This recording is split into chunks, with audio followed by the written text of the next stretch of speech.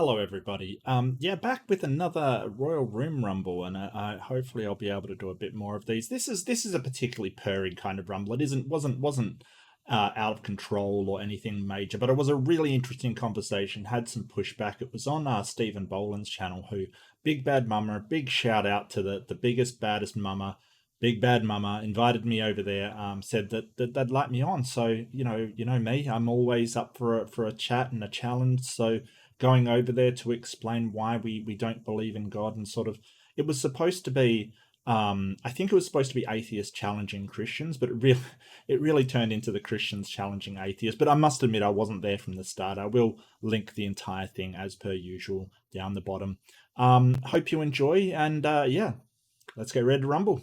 Would apply if I were to say that, well, the Bible describes the moon as a light source, and it describes the sun as a light source, but surely that's an analogy, and the sun setting into a pool of mud Okay, isn't. what about the moon being split in two? What about the sperm being created between the tailbone and the spine and the spine?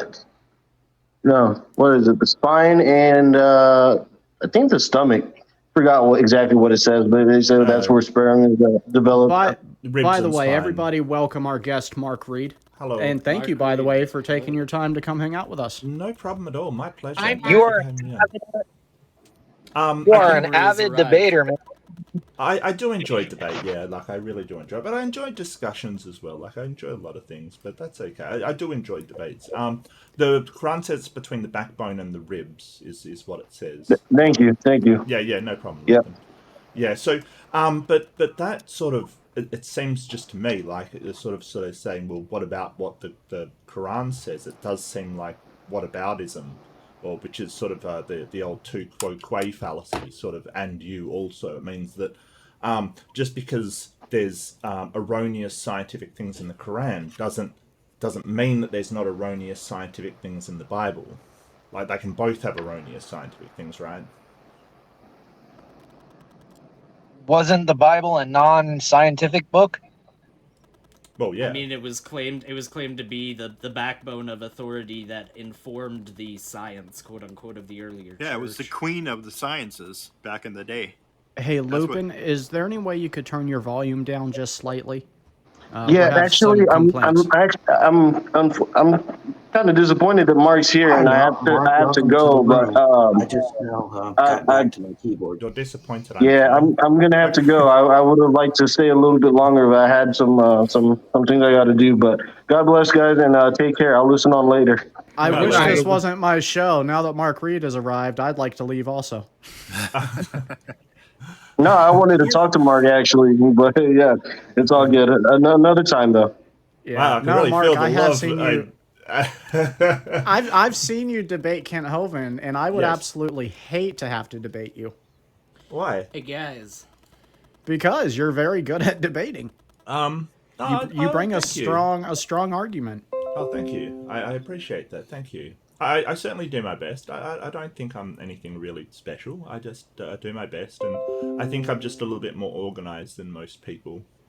I do research, and I really try to honestly look into things, and sort of come up with, the hard problems kind of thing. I just do my best. But thank you. I appreciate it. Thank you. I really do. Hi, Mark. Hello. Aiden, do you know Mark?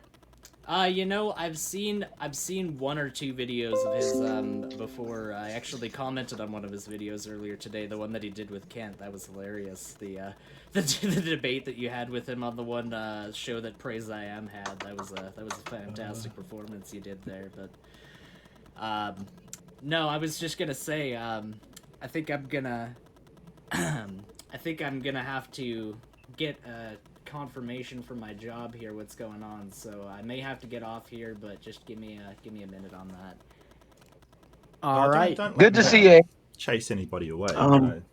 If I can Oh, you're not chasing anybody away. No, I'm just I originally was only supposed to be here for a certain amount of time, but now my work is being finicky, so I'm gonna have to see if I am able to work the rest of the night. If not, I'll just stay here. Well, we had the Canadian atheist, and now we have an Australian atheist. If we can know. find a Scottish atheist, we have the trifecta. Well, you I actually wanted have to- the start of a joke, right? Right. Canadian atheist and Say something Australian to atheist Mark. Two atheists stumble across a Christian channel. walk into a Christian Mark, channel. if I may. Yeah. Hi, Mark Um, Reid. The president of Creation Ministries International is an Aussie named Gary Bates. Oh, I thought you were going to say He's Ken in the Ham. process of. Have you heard of him? Thought you were going to say Ken Ham. Yeah, Gary. What was his Well, name? Ken Gary? Ham is also Ken Ham is a president of Answers in Genesis, but CMI is Gary Bates, and I just want to let you know he is retiring and he's moving back to the land down under. No, So he's going to go back down where you are. Okay. He's going to go back home. So the concept of the show tonight, Mark, is we often have atheists come on the channel and chat with us, and we have dialogue back and forth. But tonight we specifically wanted to have some atheists come on and poke holes in our faith, the same holes that would be preventing you guys from being believers, and see if we can help plug them. Okay. But it's sure. not to convert you. Okay. I mean, I don't know what would prevent me from being a believer. I think the biggest stumbling block, and the reason why I lean towards sort of strong atheism or hard atheism, like that, I believe that no gods exist. I hold that position, is because it's a provisional belief based upon never seeing a mind without some sort of physical structure, i.e., usually a brain accompanying it. Out of the billions of minds that we've seen, I've never come across one without the accompanying structure. I think that if that could be shown to me, I would certainly be at least agnostic about it. But that is the reason why I believe that a God cannot exist. Or Do you believe in the supernatural at all? okay, so I want to really clarify, because you're sort of asking if I'm a naturalist. I don't believe in the supernatural. I've seen nothing to convince me that the supernatural exists, but I don't necessarily. I'm not really a naturalist, so I don't really sort of preclude it. But I don't believe in it. No. Do you subscribe to the theory of the Big Bang? Oh yeah. I accept the Big Bang as. Do you get the Big Bang newsletter every month, Mark? No. No. Issue 147. Stars moving on up. Wow. I only started in 285. I thought I was early. Nice. Yeah. No, I'll stop interrupting. I accept Big Bang, but not as a starting point of the universe. It explains the rapid expansion of the universe. Yes. Okay, so you think the beginning is somewhere even further back? I'm not even sure there was a beginning. If you talk to, say, Sean Carroll, for instance, he thinks that that the universe sort of is eternal, and he seems to have sort of the math to back it up, but it's still a hypothesis. I think after Planck time, after where we presume the beginning to be, sort of our physics can't go back further from that point. So at the moment, we're kind of stuck with not knowing exactly what the beginning looked like. If Sean Carroll's right, have you heard of Sean Carroll? He's quite a prominent physicist. I have not. Astrophysicist. Oh yeah, he's very prominent astrophysicist. He sort of hypothesized that if time slows as the sort of matter compresses into the singularity, it could be feasible for that time to stretch. And if that time can stretch, if the more it's compressed, the further it stretches forever. Other physicists... Would that affect our days, weeks, years, months? Sure. How so? Well, if that amount of gravity compressed, you know, it is possible that it is eternal. Like that one moment of the start wasn't a moment; it was basically almost infinite, or is infinite. That's a hypothesis, though. I want to stress that we don't know for sure that that's the case. Other physicists have postulated a multiverse. Other physicists have postulated a quantum field theory kind of thing. There's been a lot of different sort of hypotheses about the start of the universe. I don't think anybody really knows. So it takes some level of faith. What do you mean? Well, I mean, you're believing in things that you can't see or explain. No. Let me ask can you. you physically see oxygen? Well, Hey, Aiden, you do have some feedback still coming through your mic. Is it possible you could try to figure that out? It's that clicky sound. I turned down the gain. Is it better now? It's still there, but I think it is a little more faint. Yeah. Sorry, I'll try to adjust that. Sorry about that. I just don't want to take away from the conversation. I'm sorry. Go ahead, Mark. Yeah, so DB, so when you say I believe in it, I don't know which is the right answer. I don't know if any of them are correct. It might be something else entirely. It might be some other reason for it happening that we don't know about yet. So when you say I believe in it, no, I don't. I believe that physicists have hypotheses, right? I would kind of lean towards Sean Carroll's one. I sort of like the way that he's presented it and what he's done on it. But to say I believe that, I'm not so sure that's accurate, mate. Well, I understand what you're saying. I guess let me give you my rundown on the way I see this whole thing. Sure. In the natural, man cannot explain a supernatural event. So you can't, if you're trying to use science to explain a supernatural event, it's never going to work. I mean, for Christians, you might as well beat your head against a brick wall because it's not going to happen. And my version of what science is simply man trying to figure out how God did everything. Okay. So how do you know it was a supernatural event? How do you know it was a dot? That's what I'm saying. We both have faith.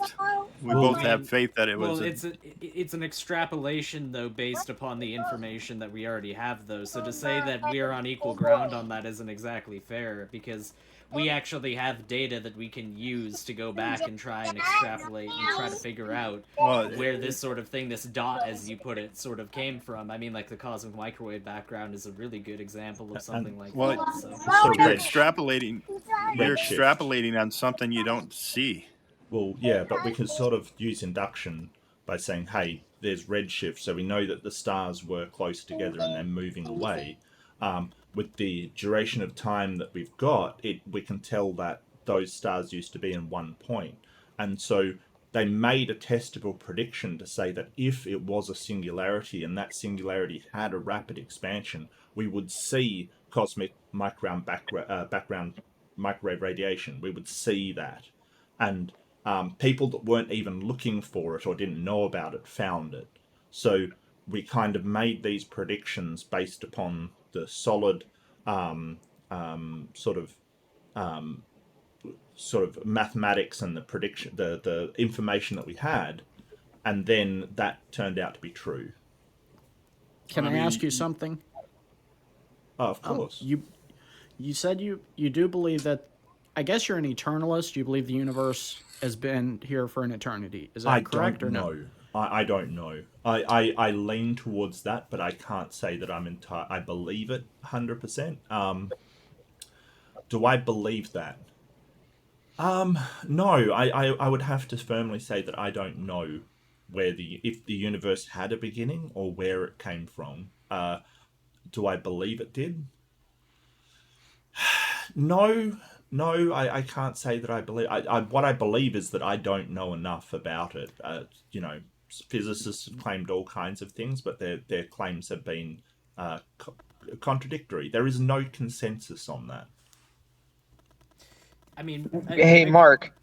Sorry, go ahead. Just one second. I just want to say a big hi to Christian because I talked to him the other day and he's an absolute champ. Hey, Christian. I just came on here to say hello because I saw you. I really can't stay, but I just wanted to say hello. All right, mate. Good to see you. Yeah, it's always a Good pleasure. to see you, Christian. Hey, hey, everybody. See you, bud. Yeah. Aw, Mark. Yeah. So, what a card. Mark, what do you think of Lawrence Krauss? So I mean, Lawrence Krauss. I don't think for that much of him as a person. As a physicist, yes, he is very smart, very intelligent. If you're talking about sort of the universe from nothing, that's Yeah. that's a book title, and it was designed. I'm sure it was designed by some publicist somewhere to capture people's attention and sell books, Clickbait. basically. I'm sorry. The equivalent to clickbait. Yeah, just to yeah, get you to read it. essentially. Yeah, essentially. So, when he's talking about nothing in it, he's talking about a quantum field with no matter. So it's not technically nothing, as in, like, so we're talking about two things. We're talking about the philosophical nothing, which is sort of no thing, an absence of anything, and then there's nothing in physics, which is an absence of any matter whatsoever, kind of thing, or energy. And since it's really an absence of any energy. Really, a quantum field is that state of absence of energy or matter. So when he's talking about nothing, he's referring to a quantum field. But I'm sure that he put that on his book just to sell books, because it sounds, pithy and cool and, Provocative. yeah, provocative, exactly. And It- that's a problem that science has. It kind of, a lot of people will say things, or not even them. Say a magazine will say, "Hey, they found this thing that stops cancer," and the researchers never said anything of the sort. They said that, "Hey, it seems to have an effect on cancer," and it's blown out of proportion because even science news journals like National Geographic, they need clicks. But that's not to say that the researchers didn't do good work and find things out, and what they're saying is not true. It just means that the way it's been represented is, the capitalist kind of, we have to get people to look at it. And that's just a product of the system. But having said that, there's been a lot of discoveries that have sort of been, very accurately represented. I mean, even the conventional, for some people, like lay people like myself, for a long time I thought that, like, the closest thing to a true nothingness would be like something like a vacuum of space, an intergalactic space, or something like that. But even in those sorts of instances, when you look at something like Buerti's void or something like that, there's still going to be neutrinos going around all over the place and whatnot. So they're really not going to, the universe truly defies absolute nothingness as far as everything that we have observed in nature. So I think the idea that we assume that something came from absolutely nothing, it not only defies what we would actually hold, or at least what I would hold to be true, but what the actual data seems to bear out. Now, the scientific consensus, correct me if I'm wrong, Aiden and Mark, but the current consensus is that Earth is relatively a young planet, and I believe the consensus is that we're the youngest planet. Is that correct?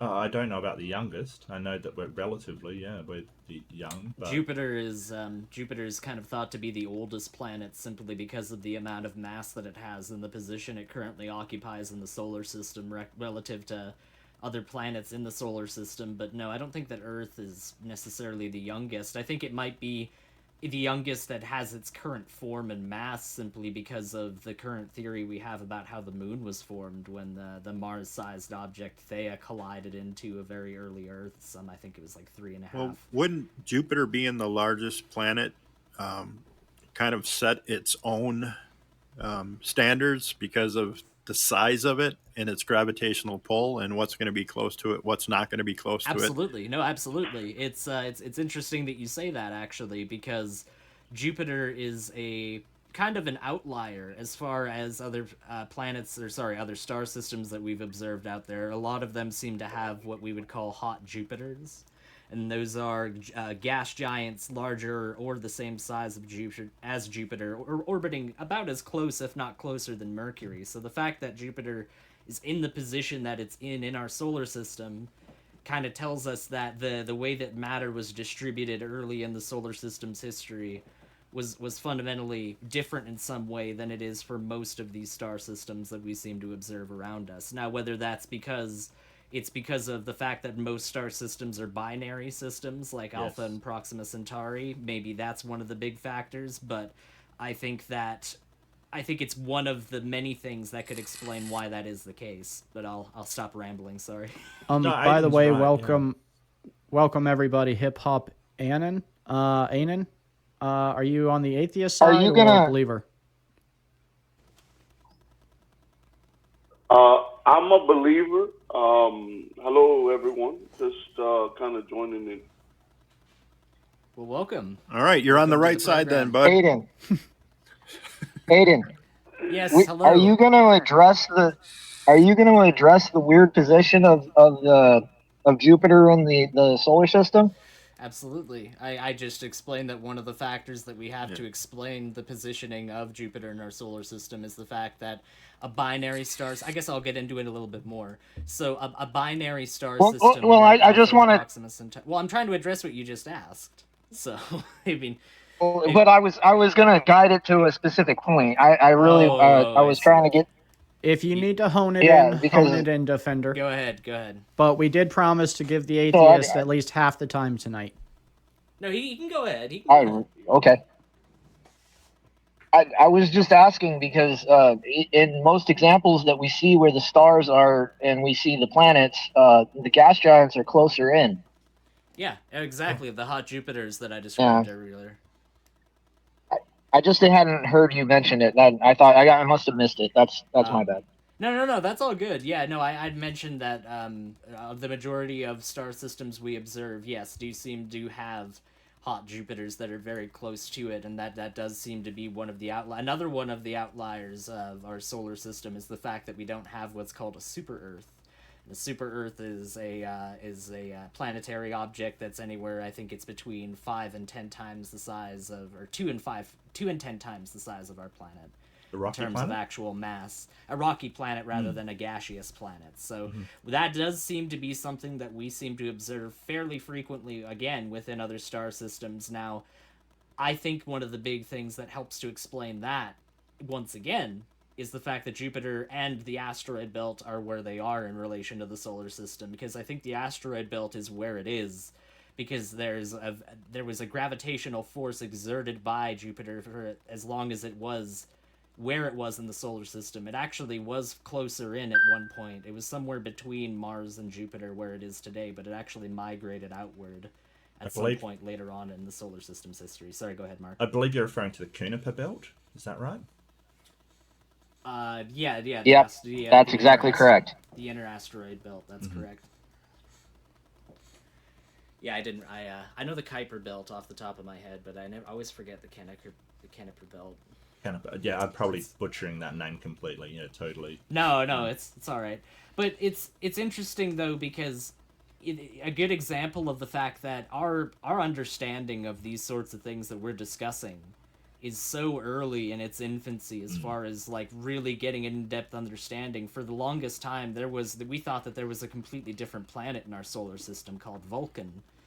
And Vulcan was this planet that was proposed to have been somewhere between, I believe, Mercury and the Sun, and it was thought to try to explain the idea of Mercury having the imbalanced orbit that it kind of did at that point in time. Now, it turned out that general relativity was the actual explanation for that, but it's a good example of the fact that we will try and insert things like entire planets in to try and understand what is going on around us, but because the scientific body is a body which constantly reviews itself, it was disproven, and we no longer think that there is a Vulcan because other theories have come around that have surpassed it in terms of the data available in order to explain it.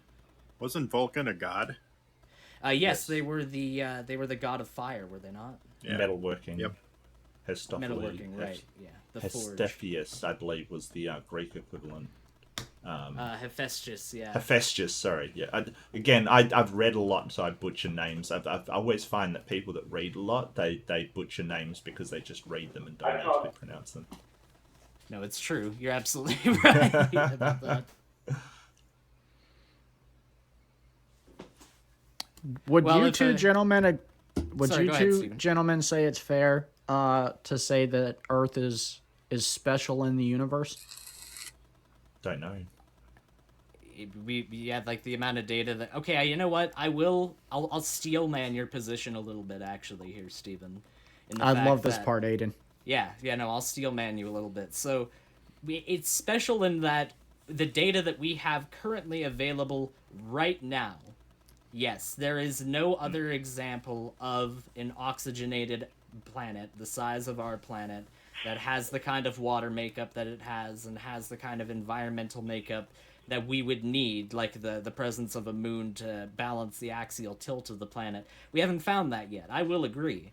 But as I've explained to you before as well, though, Stephen, the thing that you need to take into consideration, as I said earlier, we are so incredibly early into our actual in-depth understanding of what these things around us even are, let alone extrapolating what size these planets are, what the atmospheric makeup of these planets are, all of these sorts of nuances that we need to have at our disposal in order to determine these things.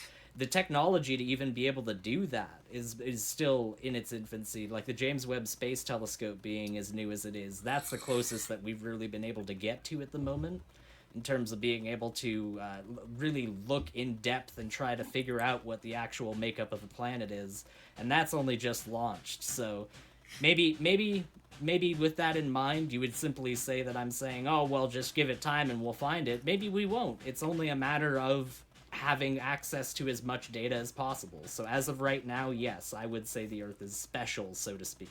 Well, it's a sort of a. I never thought you'd admit that, Aiden. Thank you. Well, Go it's ahead, sort Mark. of an odd way to put it because, of course, it's special to us. You know, no matter what we find out there, it's always going to be special to us because that's our home and the place that we've sort of come from. So when you sort of say special, special is kind of. I think that. If I was going to put it in sort of objective terms, is it rare? And again, I'd agree with Aiden that we don't know enough about the universe to say whether an Earth-like planet is actually rare or is not rare. We don't have enough data to even start to make that. But like Earth will always be special because it's special to us. It is our one and only home, and kind of the only place that we can survive in an insanely hostile universe. So if you look at it like that, then yeah, absolutely, it's special. Well, just from the sake of life, that by itself makes it special, does it not? I mean, put us aside. Are there any other planets that have life on them? Don't know. Well, there's actually, I mean, even within our own None solar that we know system, about. none right? that we know about right now, but there's some really good contenders even within our own solar system as far as there possibly being life. Like Enceladus, one of the moons of Saturn, is a good example. Titan. Europa, Titan, one of the other moons of Saturn. Europa, one of the moons of Jupiter. These are all really, really good examples for different reasons that I can't elaborate on if you want, but these are good examples of places that, according to our current understanding of biochemistry, could plausibly give rise to life. Now, the reason why we don't necessarily think that's the case for places like Mars or Venus anymore is because, once again, we got more data on both of those places, and it turns out that Mars isn't large enough in order to sustain an atmosphere sufficient enough for life to really exist long term on it, in terms of holding oxygen close to itself sufficiently. And Venus was simply a planet that was the victim of an overwhelming runaway greenhouse effect. Now, what that specifically, how that was caused, we don't know the specific cause of that, but these places which we originally thought were going to be the cradles, the birthplaces of life. I mean, Venus was, for the longest time, was thought to be this virulent jungle kind of world where you would find an overabundance of life compared to that of the Earth. And that was only even just 100 years ago. Same with Mars, the Martian canals that people supposedly saw through their telescopes. So the point I'm trying to illustrate, though, by saying this, is that even within this very short amount of time comparative to our history, our idea of where life even could be in our solar system has evolved and changed so much. So there could be a chance that there could be life in the great red spot of Jupiter right now, and we just simply don't have the data to understand how that could be the case right now. Well, the problem with Venus is that we can't see if there's life on it because none of our probes last long enough. Like, it is insanely hostile. The first probe we sent down onto Venus, it gave a squawk as it went through the atmosphere and just completely burnt out because it's just ridiculously hot and affected by a whole lot of electrical interference. I think the longest a probe has lasted on Venus has been like 1.5 minutes on the surface, and then it just dies. It is just such a hostile environment, it can't survive. I think it was Venera 7 or Venera 8 that gave us the images that you kind of see in textbooks all over the place of Venus, and it's actually funny because the Soviets launched another one after that that had even better cameras and had even better equipment to facilitate the taking of photographs. So we probably would have gotten even better photos for those textbooks. The problem was the damn lens cap didn't pop off, so we didn't get any photos. I didn't know that. So we got it all the way there. We got all the engineering get down to be able to get it to the surface of Venus and get it in the place we needed it to, but then the lens cap failed. How many billions of dollars was that? It was the Soviets, so I don't know how many rubles that I promise you that scientist is buried in the ground somewhere shortly after that. Yeah. Well, it's nice to know even robots have lens cap problems. Like, that's nice to know, doesn't it? Yeah, they're humanish also. Yeah. So, what's the difference between Aiden, when you were talking about there's a possibility there could be life on other planets? How is that different than there could be a God? Well, I've actually said before, I've conceded the fact that there could be a God. I've said that is in fact possible. So yeah, no, I don't mean you specifically. I guess I mean the whole idea of the thing. Well, there could be life out there. You did ask me specifically, to be fair. Pardon me? You did ask me specifically, to be fair. Was all I was saying. Yeah, no. I'm just trying to say, how is it different between the two? Not what you believe and what I believe specifically. I mean, I'm just saying, you say there could be life out there, so there's a possibility, sure. But isn't there an equal possibility that there could be a God? No, well, it goes back to what we were discussing earlier, DB. It goes back to the fact that there's actual data that we have concerning these different bodies within our solar system, and data concerning how we understand biochemistry that we can use to extrapolate and figure out that it is in fact a plausible thing that could happen within those environments. I don't think that that's necessarily on the same level as simply saying, well, a god could exist, because at that point, all that you've conceded is that there could be a god. At that point, what god is it that you're talking about? Is it the god of Zoroaster? Are we talking about Ahura Mazda? Well, let's leave it at a creator then. Let's leave it at a creator. I was gonna say, let's take out of the equation altogether Buddha, Christ, all of that, yeah, just a creator. And just leave it at God or no God. Are we talking about still a god, or are we talking about a creator as in, some sort of extra-dimensional alien kind of thing? Kind of like a deistic kind of entity rather than... Well, okay, so let me ask you, how would you define just a god then? It depends, because it's... Sorry, go ahead, Mark. You go ahead. Yeah, well, I'm sure you guys know our understanding of the term God. Like, how closely are we? I would sort of define it as a necessary agent that is the creator of the universe. An extra-dimensional alien wouldn't be a necessary creator. That would be contingent. Mm-hmm. So I wouldn't say that it falls within that. However, being an agent, I certainly would say that a god would require some sort of agency or mind to be able to operate.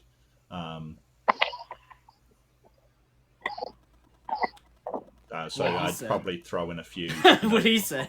Omnis in there, kind of thing, sort of, or at least powerful enough to create the universe, kind of thing. Well, I mean, I guess we could even make it a little bit more vague than that. Do you guys believe that there is a guiding force to the universe? No. I think the closest thing, and I don't think that it falls within the definition of guiding forces, you would understand it.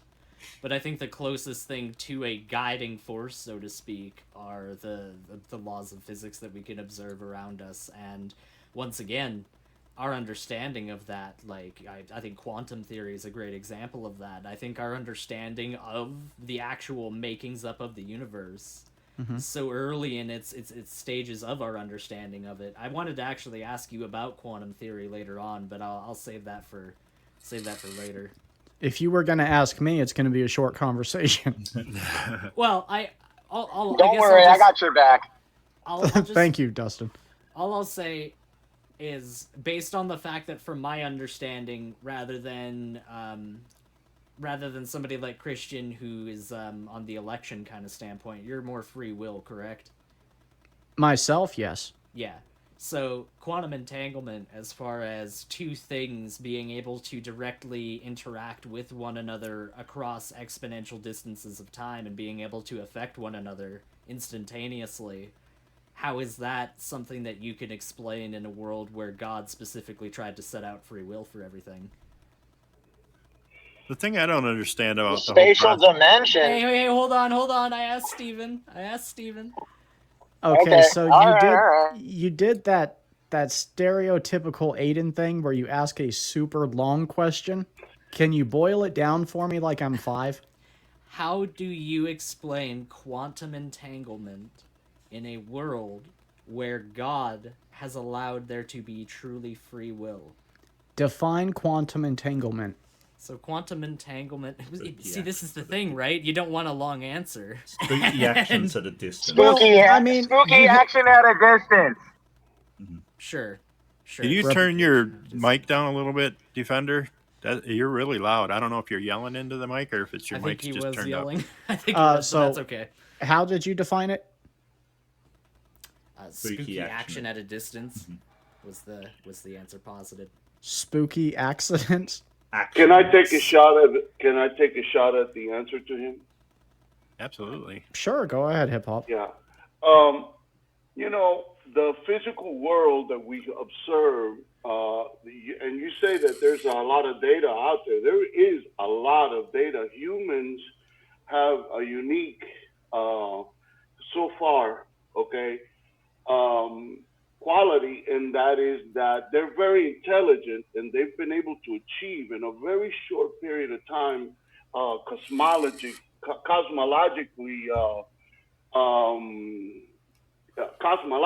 they've been able to discern a lot of things. They have actually sent probes into our solar system and trying to send probes outside of the solar system, which they have observed, which have observed the physical laws of the universe. And not only have they observed a lot of the physical laws of the universe up close, but they have actually quantified and supported a lot of the creationism and a lot of Christian and a lot of religious beliefs. Okay, but as far as quantum, what you call the quantum, what did you call it again? Quantum entanglement. The quantum.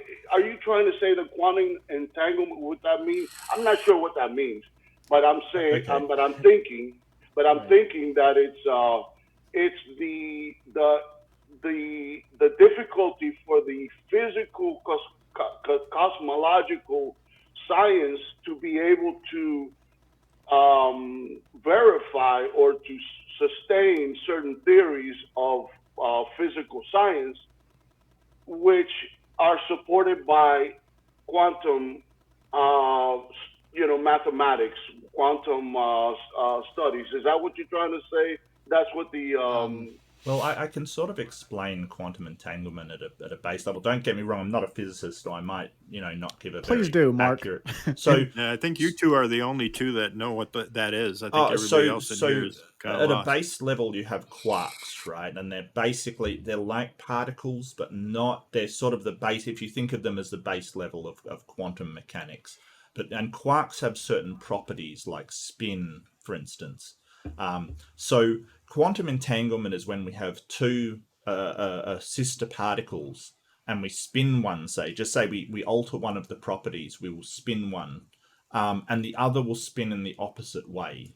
There's no such thing as direction at that level, but it spins in the opposite way with no apparent connection between them at all. That's why it's called spooky action at a distance.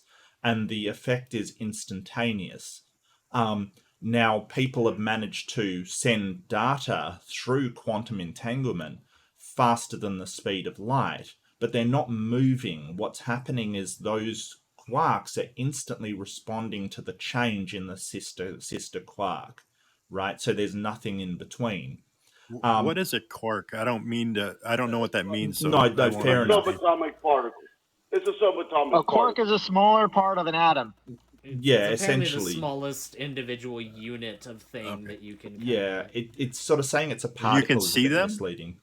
Can you see them, or we can't see them. No. What we do is we use things like the Large Hadron Collider to smash atoms together, and when that happens, we see that the effects of the quarks coming off of them. And so, like, don't get me wrong, I'm not a physicist. I'm not sure exactly how that works, but we can kind of identify these different quarks when they come off, like the Higgs boson and the there's a number of them, kind of thing, that come off. I got you. I think I got you. I don't understand what you're saying. And basically, it sounds like a simple explanation would be that, okay, when they break down an atom and they see the components of an atom, before we understood that life was composed of atoms, and we studied that, and now we verified that. So they've gone further. Science has gone further and try to break down the atom into its internal features to see if we can even further understand the science or the nature of the atom. Well, and that's what's. Yeah, it's a lot more complicated than that, hip hop. It's like it's very complicated. Yeah, yes, it's very complicated. The properties of these quarks. So there's like spin, flavor. The properties of them is what gives sort of the atoms or our base building blocks their properties, kind of thing. So it's all incredibly complicated. I'm simply somebody that I kind of understand what they're talking about a little bit, but I talk to people like Leo Phileas, and I haven't, he leaves me for dust. So I'm certainly not a physicist, but essentially we're talking about particles that suggest that everything is connected more than it looks like, kind of thing. And they call that spooky action at a distance. But what Aiden's alluding to is that if you do move one of these particles, the other one has to move in the opposite way. Like, there is no question that is what will happen. I think. What does that prove? What does that prove? I guess that's my question too, DB. I can chime in on that. Go ahead, Defender. You've been pretty quiet. The spatial relationship between all the quarks has a capacitive relationship. Okay, if you're dealing with a null point or any kind of counter space, which you have to acknowledge if you're dealing with any kind of electricity, okay, the electrical field allows for the communication in between, but it's like a refaction, a longitudinal refaction along. Word I'm looking for. This. The problem with quantum physics and the physical science, or the normal physics, okay, what we used to see as a normal physics, is that there are some things that cannot be properly relationized or properly reconciled with each other. So quantum physics has become an attempt to explain what the physical world cannot explain, okay? Because of the way that once you break the atom, the things that you see, how do you explain them? They can't typically be explained by the physical science. So quantum science has become a umbrella for the explanations of things that can't be explained in the physical world, but have a relationship to the physical world. And I'll just finish with this. And I think Christian brought something up, which is exactly part of the answer, is that the Bible describes humans as being composed of what? Flesh, a soul, and a spirit, okay? The flesh is the physical, visible form of a human. However, if you take that physical form of a human and you split it up in a operational table, and you look for the soul for that person, you're not going to be able to find it, because the soul is an invisible component of humanity, of a human. The spirit is also an invisible component of human biblically. This is biblical. This is not scientific. Okay. Now, if you extrapolate that to the science of the the physical world, okay, the cosmos, the physical world that we see and we know exists, okay, that is the physical world. You can explain a lot of that physical world with physics, just standard physics. However, there's some things that we cannot explain properly.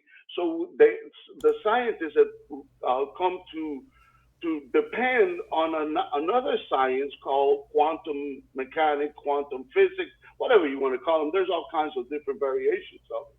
However, the Bible explains to us that yes, we live in the physical world, in the inside the atmosphere of the earth, okay, as physical beings, okay. But the Bible tells us that we have a soul and a spirit, and both of those things are totally invisible. I cannot, none of you, I can identify you guys as D.B. Cooper, Proverbs guy, hip hop anon, okay, and that can be described in a body, okay, like the ones that I'm seeing, and it also can be defined as an identity, a non-physical identity, because each one of us has a very unique and distinct soul, which is controlled by our mind. It is the record of our life and our identity in that life, and that is totally invisible. If you take a body, you cut it open, you cannot find that. No doctor could find them until the last breath is gone, and then it's forever lost. It goes into a different world, but that world could be. This is a very long one last thing. This is one last thing. Could be very that invisible spirit world can be easily translated to part of that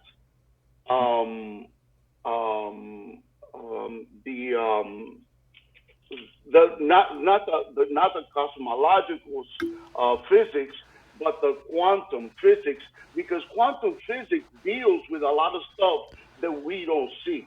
Okay. Thank you for that, Hip Hop. Yeah, that's a great back point. on that.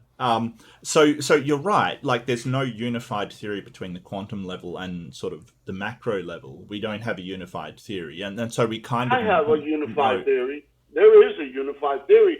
Science has not been able to recognize. Well, Hip Hop, please allow Mark to be able to give a full response. Yeah, so we're talking about like theories as in a physics theory, not just sort of a hypothesis generally. Like, a theory has a very specific meaning in science. It means something that has gone through the scientific process and been confirmed to be the most accurate way we can describe something, and we have confidence in, like germ theory or theory of gravity kind of thing. So we know that we probably don't have all the answers, or there is a unified theory probably out there for us to discover. The fact that something can't be explained doesn't mean that a God is responsible for it. That is, I'm sorry, that's literally God of the gaps. That if we have a gap in our knowledge, that you sort of say, well, it is a God, or it is spirit, or it is soul. Those things need evidence for them on their own. You can't just sort of say, well, it can't be explained, because we didn't think that atoms could be explained. We didn't think that we could ever get to we'd ever know what was outside the sort of sphere of the Earth kind of thing. There's a lot of things in the past that we thought couldn't be explained, and they have been explained. So I think it's more accurate to say they can't be explained yet. We don't know if we're going to be able to explain them in the future. And considering where we started, not knowing about quarks and quantum levels at all, we've come insanely far. And there's certain things we absolutely understand, like sort of the way that sort of light particles can scatter through the double slit experiment. We absolutely understand that. There's certain things we do understand. You said that sort of it was the spirit was invisible. Well, quarks aren't invisible. We can see the effects of them. That's sort of like saying electricity is invisible. Well, yeah, that's kind of true. but we can still see the effects of it, the luminescence it makes and things like that. So, sort of saying that wouldn't the same be fair to say about like a relationship with God, though? That you can't see it, but you can observe the effects of it. Well, it Are those depends on. effects testable and repeatable? Well, I would say yes. Well, what effects are we lot... talking about here? That's the thing, and how do we know that a god has caused them? Well, okay, so let's say. Well, let's say take a random homeless person off the streets of San Francisco, someone who's addicted to crack cocaine, shoots up, living a terrible lifestyle, has an experience with their savior one night in their tent, and decides randomly to completely change their life and leave the drugs and the abuse and all the heartaches behind them. Would you constitute that a miracle, even if you don't believe in a god? Well, they can do that without the revelation from God. That's the thing. People have sort of had a paradigm shift and a sort of wake-up call. They've had an epiphany of some sort and gotten off that without a god. That's the thing. Not only that. Sorry, go ahead, Aiden. No, sorry, I'm not trying to overtalk you. I was just going to say, just adding on to your point, though. Two great minds battling for the microphone. That's right, that's right. I shoved him out of the way. It's Mark! Get out of the way! But Mark, No, wait, I was just about to talk. I've been waiting It's for hard so to long. argue with you guys because you have the accents. Hip-hop, my friend, hip-hop, you will get your chance. Don't worry, just give me one moment. I was just going to say, though, that even further to add to Mark's point, would you say that miracle would be any less miraculous if that person got a vision from Muhammad, from Allah, or from Hara Vishnu, or from Ahura Mazda, or literally any other I would consider that a entity? miracle. So you would consider that a miracle. So then, therefore, if somebody claims to have a supernatural experience, like seeing Krishna, not being offensive, I think that Krishna, whatever, Buddha, and then they have a life altercation after that, they completely put away a sinful lifestyle, then yeah, I may not agree that their God is real, but for them, that was absolutely a miracle. So it would be more real, though, if it was the God of the Bible that came to them than Allah, is what I'm trying to say. Well, that's subjective, though. So it absolutely I is, don't but want to be cornered into that. Well, you kind of have to be as the result of being a Christian, though, don't you? I'm sorry if that's an uncomfortable position for you to have to take, but it is one that you're going to, in fact, have to take if you're a Christian. I have no problem admitting that there's only one true God, and all other gods are just false gods and mythology. You drag that out a little bit for somebody that has no problem with that, but hey, that's okay. So okay, Aiden, go ahead. I guess from a scientific point of view, I would sort of say, well, how do we test sort of to see whether it was a god or was a change of paradigm, like something psychological, or test to see whether it was something else kind of thing that allowed this to happen? How do we then set up a way to actually demonstrate which one of these it was? How does it change between what you believe in the things you can't see and what we believe in the things we can't see? How are they different? Because I don't understand how, if something is not observable, repeatable, falsifiable, many of the things in science are not. Like what? Well, then they're not scientific then, by the very nature of the fact that they don't stack up to the scientific method. Yeah, I'm not sure what you're sort of. How about evolution? How about evolution? Ooh, evolution is well, that's a very broad term though. Like specifically, what in evolution, DB? Well, I mean, it starts from the beginning and going forward. Pick any part of it. Start from the beginning of where you think the little dot blew up and then everything changed. I mean, you didn't see that. Well, Mark threw me off, and he was saying that he doesn't even believe that's where the universe began with the Big Bang. He simply thinks that, and correct me if I'm wrong, Mark, he simply believes that that's the expansion of the universe, but that it predates that and is possibly eternal. Are there not some scientists that believe in the Big Bang? Well, that is what they believe in. That is what the Big Bang is. It's a rapid. So the Big Bang doesn't explain the origin of the universe. It explains the rapid expansion of the universe to the form that we see it today. So it's kind of like saying evolution explains where life comes from. No, it doesn't. It explains the biodiversity of life that we see on the current planet, the planet currently, kind of thing, right? So, the problem is that a lot of people have these misconceptions that these theories are applied to the origins, not the explanation of how we got, or how the universe or the biosphere got to the way it is. So these theories, they're set in stone, but sort of the one that you're talking about when you say like sort of a where life came from, the scientific hypothesis, because it's not yet theory, it's not yet said, hey, we've got enough to say this for sure. That is abiogenesis that they're talking about, where life came from sort of non-living particles, or sort of proto life kind of thing. But how do you get to life without the Big Bang? The Big Bang, or the expansion of the universe, right? Wouldn't the expansion of the universe have to happen first before you could get to life? Oh, and isn't it one kind of continuum? Those are just as related, though. Those are just as related, though, as you deciding that you're going to tie your shoes today in the Big Bang, and the fact that, sure, one has to happen before the other, but that doesn't necessarily mean that you tying your shoelace today is directly correlated with the Big Bang in the way that you're trying to correlate the Big Bang with evolution. And I'm not sure I follow the well, when we're talking example, about, like, I get what you're saying, DB. I really do. Like, sort of when you're saying sort of, well, the Big Bang, if that started, or that has to fit into this scientific paradigm kind of thing. I get what you're saying, that one has to follow the other, so it has to be in the physical world, it has to be related kind of. I get what you're saying, but the way that science looks at things is it looks at things in sort of in these theories. So it will explain a phenomenon, right? So we'll see something and we'll say, what explains this phenomenon that we see? And that's what science concerns itself with. So when we talk about the Big Bang theory, or the theory of evolution, it's there to explain the Big Bang theory is there to explain the phenomenon of the galaxies moving away from one another, right? And the theory of evolution explains the biodiversity in the world. So science doesn't necessarily say, hey, they're connected, until they find this sort of way to connect them, kind of thing. So yeah, it kind of ties in with one another, but when we talk about a theory, we're talking about an explanation for a specific thing.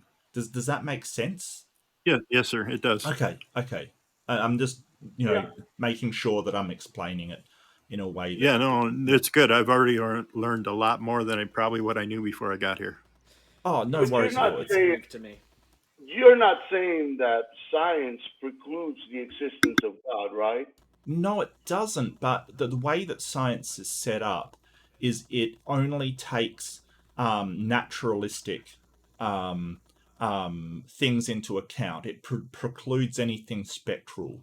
So, and there's a specific reason for that. It's because science, if you go back to the philosophical origin of it, it's methodological naturalism. So it's basically... Yeah, but science... But haven't you noticed that science, you're ascribing a fallacy to spiritual things that is very much the same with science. What Science fallacy? is a lot of it is theoretical. What fallacy are you a lot of science is theoretical. You talk about the Big Bang. The Big Bang has not been properly proven, has not been properly explained, has not been properly understood to this day. A lot of the scientific conclusions in the history of man have been turned upside down with the passage of time and the increase in technology. The flat Earth, for example. All the scientists at the time of Columbus, or prior to Columbus, believed in the flat Earth, or the majority of them did. A lot of them did at the time. It's a misconception. Okay. Yeah, no, they didn't. No. It's a misconception. I mean, okay. Well, let's leave Columbus out. Was the flat Earth not the predominant scientific opinion of a period in time in Earth. You're shaking your head, but No, I not mean in. that's what I've read. Well, could I That's what I've always clarify read. that, hip hop? Could I clarify that? So, if you're Sure, talking sure. about sort of the general populace, right? If you're talking about what just ordinary people believed, the peasants during the medieval era, that well could have been the case, but not in sort of the people that had reading, writing knowledge. They didn't believe that the Earth was flat. So ever since ancient Greek, we've known that the Earth hasn't been. I don't flat. doubt that, Mark, but Yeah. is there evidence to support that? Yes, Eratosthenes. Actually, I was just about to bring him up. Eratosthenes, So there's yeah. there's a very famous Okay. experiment. Yeah.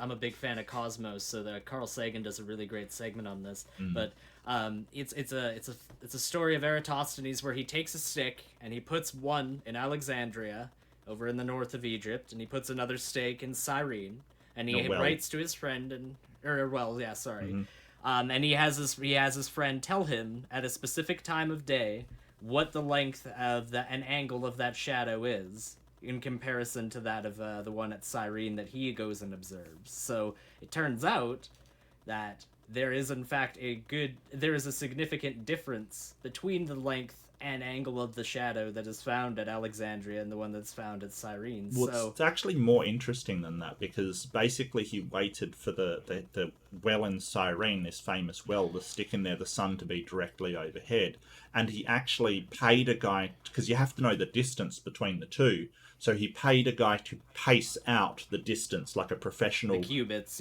measurer, to pace out the distance between Alexandria and Cyrene, so he knew the distance, and then worked out from the length of the shadow using basic trigonometry that the Earth had to be a sphere because the angle that the shadow was being cast was too long for it to be a flat Earth. And so ever since then, so ancient Greek days, scholars have known that the Earth is round.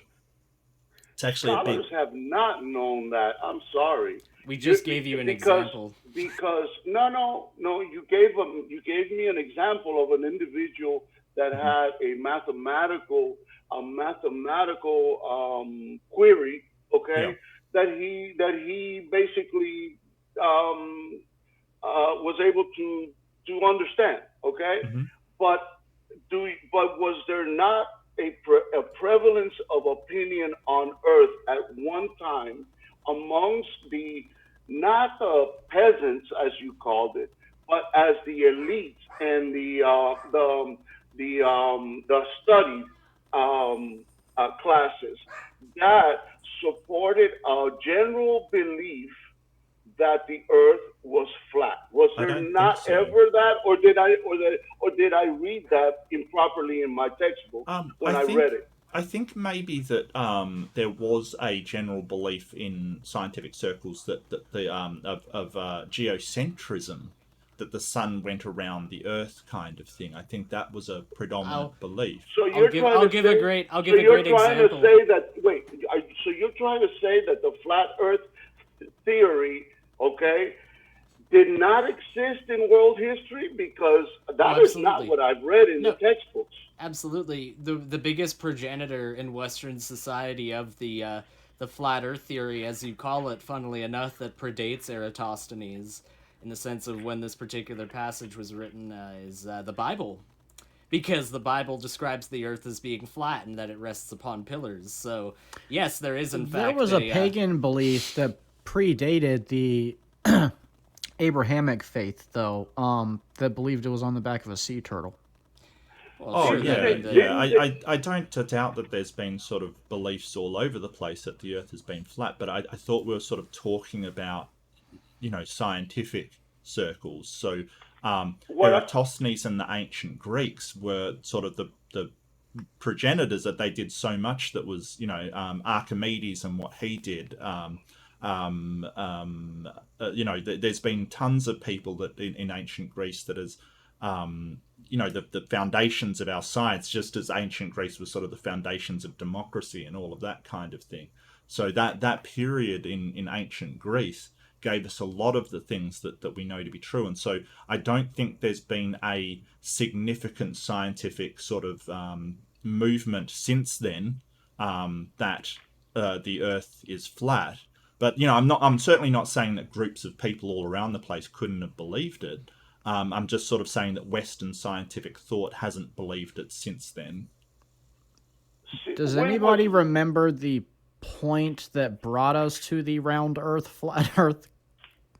I feel like that was a segue. It wasn't a Galileo. Wasn't it Galileo being able to observe circular objects in the cosmos that basically put an and of course Christopher Columbus as well by traveling through the Atlantic and hitting the New World also proved supposedly at the time that the Earth was round, because that's what he proved. We've observed. Sorry, Mark. Go ahead. Galileo was heliocentrism. What I'm trying to explain, all I'm trying to say to you is that science has at times, science is full of theory and conjecture and hypothesis, okay, which for many, many, many parts of the history of humanity have been conclusive and has been believed by the majority of the population, the learned population. Let's leave the peasants out, okay? But over time, many of these positions, Euclidean geometry, a lot of these so-called foundations that you called have had to be corrected. The record has had to be corrected, even though it was considered established science. Yep, and Anon, I just have one question, because you're throwing out a lot of things here. Who corrected them? So are you. So are you, by the way. Well, I'm go not. ahead. Yeah, I felt like Mark's been pretty direct. Who corrected the things that have been wrong? Other scientists, not necessarily even scientists, even lay people have corrected at times scientific accepted beliefs. It sounds to me though that you're being incredulous.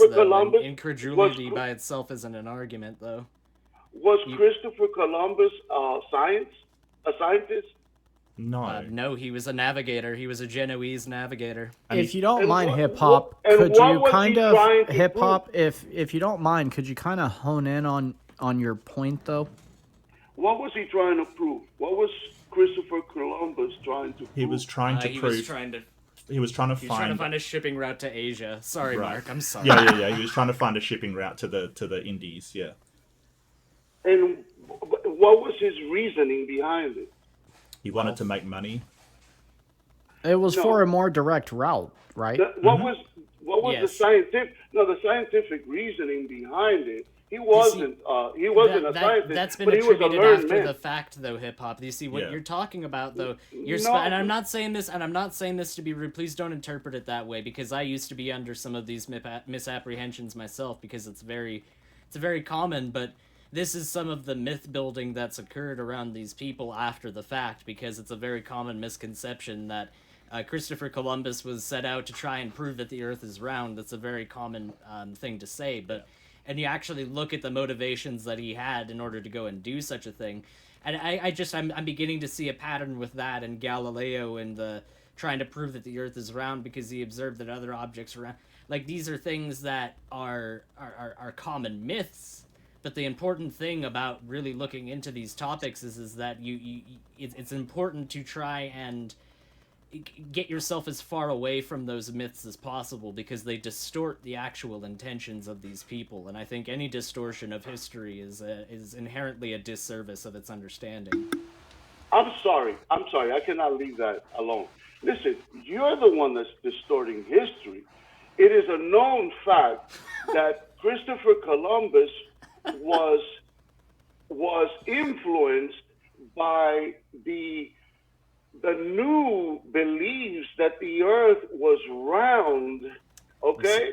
And because of that, he set off with a theory that if the Earth is round, he could take off from Spain or from Portugal. He could take off from Spain and Portugal and go around the earth and come to Asia.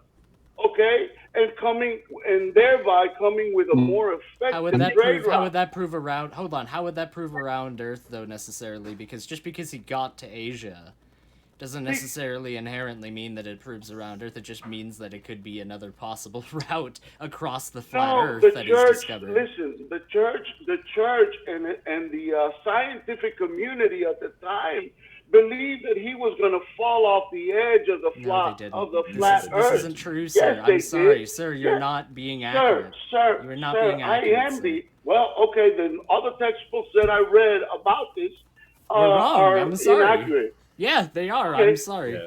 So, do you know who funded the expedition? You've never heard?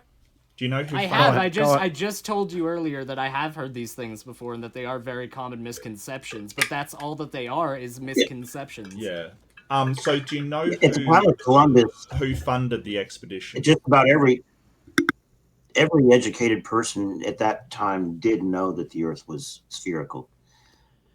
Maybe some uneducated people didn't know it, but wasn't it? Who was the scientist that did the experiments about 2,000 years ago with the poles and saw that Eratosthenes? We've already the shadow. been over this. Sorry, Ryan, we've been over this. Eratosthenes. I'm sorry, I've been on the phone. No, that's fine. That's fine. Yep. No. Well, you asked a question though, Mark. You said who funded the trip. Now Correct. he was like Italian, but it was actually France or Spain that funded it, right? Spain, yes. He went to France first. Spain. Yeah, so the king and queen of Spain, who were educated people, so they didn't think he was going to fall off the edge. Nobody had ever returned from the trip, like going west. But they funded him to try to find a quicker route to the Asia, and he thought he'd found it. That's the thing. He'd named the islands of the East Indies, not knowing that he'd actually hit the Americas and not India. So the king and queen funded him for specifically the reason because they wanted a better trade route.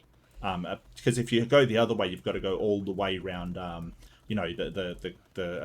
Cape Horn in Africa. Yeah, the route that Magellan took originally. In yes, yeah. So it's absolutely Magellan. Didn't he come later? Ferdinand Magellan. Actually, no. Ferdinand Magellan circled the Cape of Good Hope in 1488. Now he didn't actually make it to India or Asia. That was Vasco da Gama that made it to India, but. He did, in fact, prove that Africa, which was a very common concern at that time, that a lot of people thought that Africa would literally extend to the end of the earth and that there'd be no way around. But he proved that there was, in fact, a way around Africa, and that was in 1488. But anyways, I will say, just real quick, to try and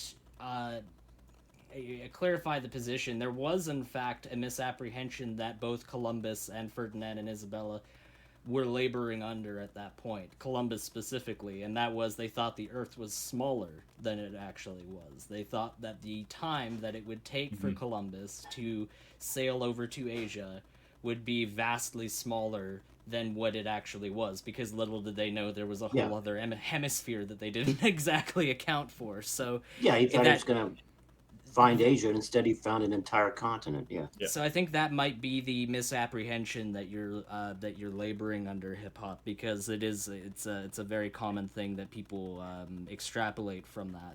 And look, hip hop. I'm not saying that textbooks didn't say that at one point, but like there was a sort of especially a while ago, a sort of romanticizing why Christopher Columbus did that he was some kind of pioneer that wanted to prove that the earth was round, but that is not correct. We have the letters between Columbus and Queen Isabella of Spain. Like we know why he was trying to do it, and that they didn't believe that the earth was flat. Yeah, it was a political and a monetary thing. Yeah, because he would have gone to France first, and the monarchy shut him down. Said, "Nope, you're not getting any money from us." And Spain and France at that time were, we're not getting along. So he went to Spain, and Spain said, "Well, if we do this, we can get a lot of money. If he finds this, we can make a lot of money, and we can stick it right in the French's eye that we did what they wouldn't do. It's interesting.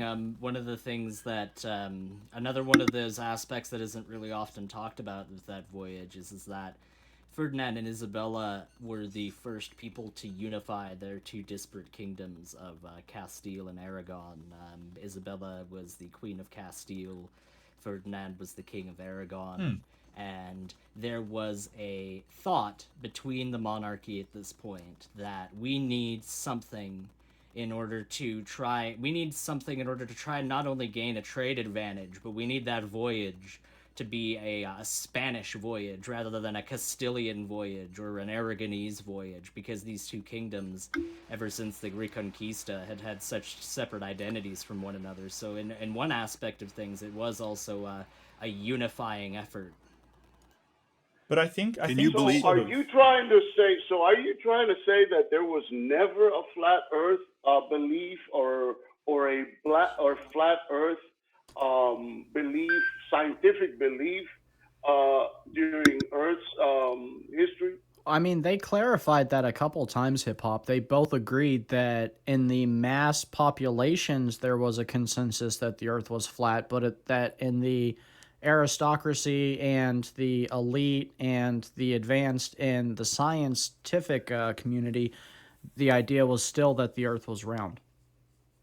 And you believe that? Because I'm a young Earth creationist.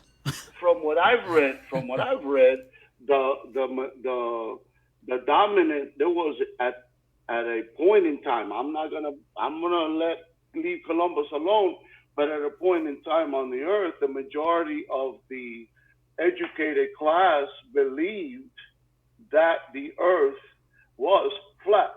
The evidence would counter that, though, Hip Hop. The evidence does show that the scientific community at that time and the philosophers believed that the Earth was flat. You would have to go so far back. You would have to go so far back in our history, though. You'd have to look at things like the Assyrians and the Babylonians. But I'm not talking about the evidence. I'm talking about the scientific. I am talking about the scientific, predominant scientific. I'm lost. Well, let me steel man you, Hip Hop, because I think what you're getting at is sort of scientific belief was erroneous at one point, right? So a better example of that. It was. Yeah. So a better example of that would probably be in medicine.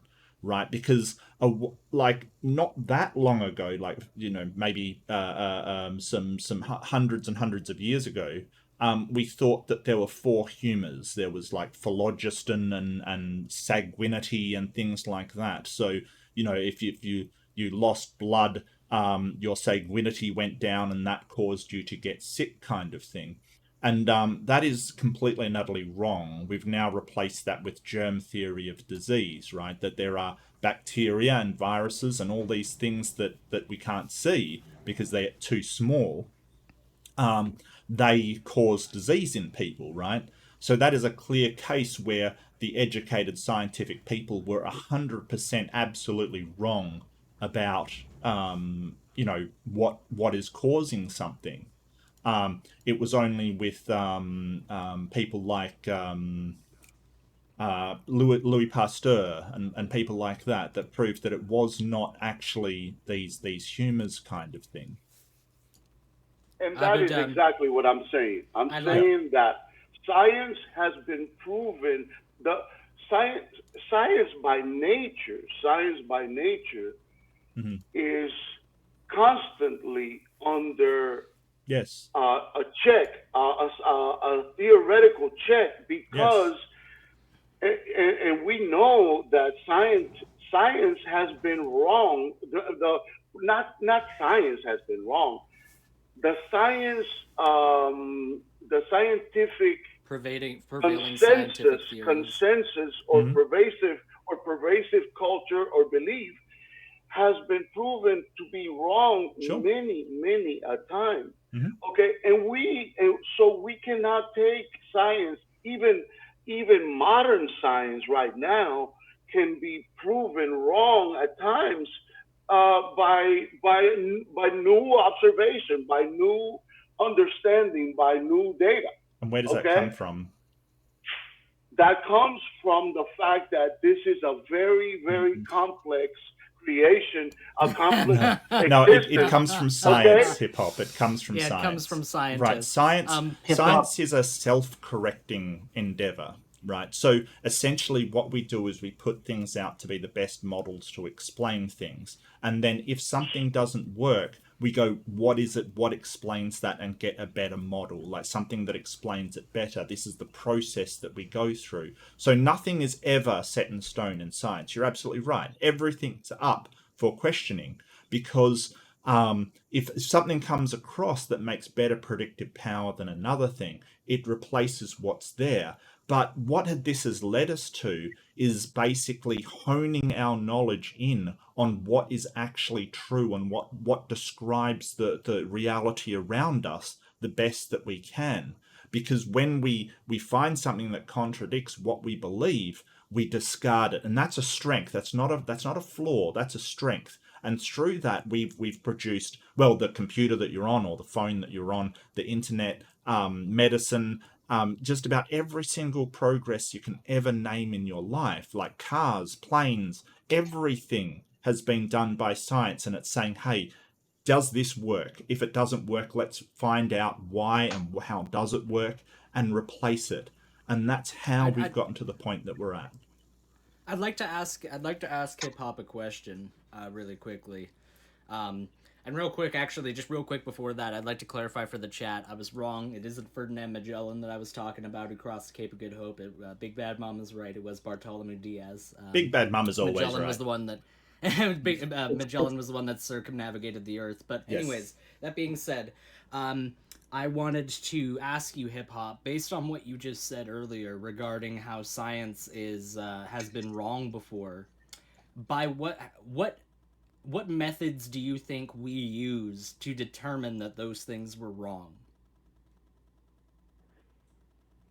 I think observation and testing and all of the scientific methods that are involved with that. But what I really was trying to say, though, is that you're using science as a way to eliminate or to deny the existence of God in many ways. Okay? But how can you use a system, science, okay, that is proven that it is flawed at many times because it has to be constantly corrected, okay? Now you're using science as a way to deny the existence of God, and I am saying, I don't think that's the like case. you are. You're straw manning our position, though, because we literally clarified to you earlier, though, that we are ready to admit that science does not preclude the existence of a God. So if we have already admitted that to you, that there's no way, shape, or form that science can preclude the existence of God, then I don't think it's very fair for you then to later on turn around and say, well, I think what you're doing is trying to preclude the existence of God. That's a straw man, sir. Well, I'd just like to clarify that. I'd just like to clarify and add something onto that you may agree with. It precludes certain claims. Like there are certain claims that are made, like the Earth is 6,000 years old or something like that science would preclude, kind of thing. It doesn't, like, it depends what God we're talking about. Because if you're talking about like Stephen was saying, just a sort of deistic kind of concept, that science doesn't have anything to say on that at all. If you're sort of saying that it's a God that made the Earth in 6,000 years or 10,000 years or however long you said, then yes, science has a lot to say that could not be the case. So it depends which God you're talking about, hip hop. But it doesn't preclude all gods. Like, it doesn't really have anything to say about gods. It really precludes some of the claims that people that believe in gods are making. I get what you're saying. I don't believe that the Earth was necessarily built in 6 days or in 6,000 years, whatever you say. I really don't know the answer to that, and I don't think that the answer to that is very easily discerned or explained. However, the existence of God, in my view, science in many ways supports the belief and the faith in the existence of God. Okay, and you guys, or not, maybe not you guys. I came in late into the argument, into the conversation, but it sounds to me as if you're trying to say, in many ways, that religious belief and religious people have very simplistic beliefs, and that science is a superior standard, which supports the fact that there's no God. Okay, that this is all a random creation. And you know what? I beg to differ. Well, because of the fact that science has been so many times erroneous. Okay. Okay, so I do take issue with sort of saying that it says that there's the fact that there's no God, because it doesn't really have anything to say about it. When I convey to you, hey, I believe there are no gods, and sort of give my explanations for it, I'm not saying that's a fact. Like, I really am saying that's a belief, and a provisional belief based upon how I understand minds to work. And the claim given to me that God is a mind without some kind of physical medium, like, it doesn't make sense to me, but I'm not claiming it to be a fact. I think that sort of facts are things which are readily obvious to everybody. Like, so, there's a moon in the sky is a fact, kind of everybody, it's obvious. And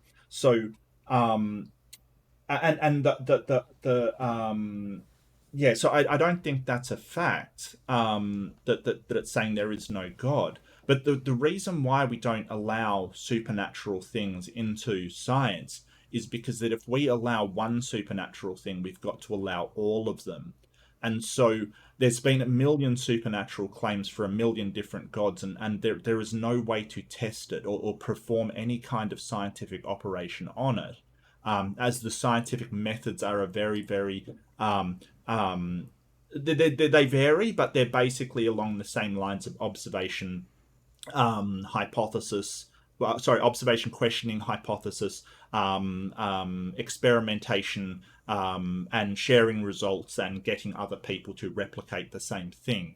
That it doesn't seem possible to do that with supernatural things, and that's not a fault of science. It's just that the methods don't seem to work on supernatural claims. Yeah, hip hop. I don't think Aiden or Mark are saying that science proves there is no God. I think they're both saying that science has not proven there is a God. Not that evidence is counter to it, just that there is no there is no evidence for it. Well, I find it really interesting, the fact that he cites the fact that science has been wrong before as an issue to distrust science, because I mean, I'll just give you an analogy real quick though of that. It's, you walk into a cave, and you don't have a light of any sort. You don't have a way to see with your eyes how to navigate that cave. So you just start walking straight forward. Well, you bump into something on the way in, whether it's a stalagmite or an overhang, whatever. You bump into grizzly bear. Sure, grizzly bear. I mean, that shortens my example significantly, so let's not do that one. Okay. Anyways, what science does is it tries its best to understand what is in front of you. It tries to understand the dimensions of what it is, where it is, how you can get around it, in order to keep pursuing yourself down the cave. Now, what dogma will do is tell you to keep moving forward straight ahead no matter what. You can't deviate, you can't figure out what is going on here, because the path that you have is set in stone, and that is the only way that you can move forward. So I find it very strange that you would rather take the path straight forward rather than take the path of trying to discover, to the best of your knowledge, what it is in fact that is in front of you, and try to navigate your way around it. Because yes, if you try to navigate through a cave without a light, you're going to bump into something. An analogy for science getting something wrong. You're going to bump into a few things, but you are going to have a far easier time trying to figure out the navigation of that cave than somebody who doesn't deviate from that path whatsoever. Do you understand what I'm saying? I do understand what you're saying, but I think that you're misunderstanding, or you're shortchanging my intellect, because I come from a fairly scientific background. Okay. Oh, I never said you were dumb. I come from a fairly studied background as far as physical science, cosmological science, that type of thing. But I have found that that in particular people that are agnostic or atheists, they rely on science in many ways to try and disprove the spiritual aspect of humanity. And yet, the Bible, to me, has in many ways a revelatory and explanatory function to humanity that has explained and has clearly and uh, has clearly put out a position prior to scientific acceptance of opposition, uh, and it's a historical and a long existing document. Okay, so So is the Iliad. So I find that no the Iliad is not. I would not consider the Iliad a scientific. No, I'm saying it's a very old historical document, is what you said earlier. So yeah, but I was just saying. Can I say something? I've spoken very little in the last hour. Yeah, go ahead, Ryan. Go ahead. Sorry. Yeah, I agree with what D.B. Copper said earlier, that science tries to explain the physical world around us, but as D.B. Copper said, the supernatural is outside of the physical world. You can't explain it. You can't scientifically explain God because he's outside of what science is able to discover. So there's no way we could ever give you a scientific explanation or scientific proof, simply because he's outside of the physical realm. In my view, quantum physics tries to explain that physical world, that invisible world that you're talking about, that outside world.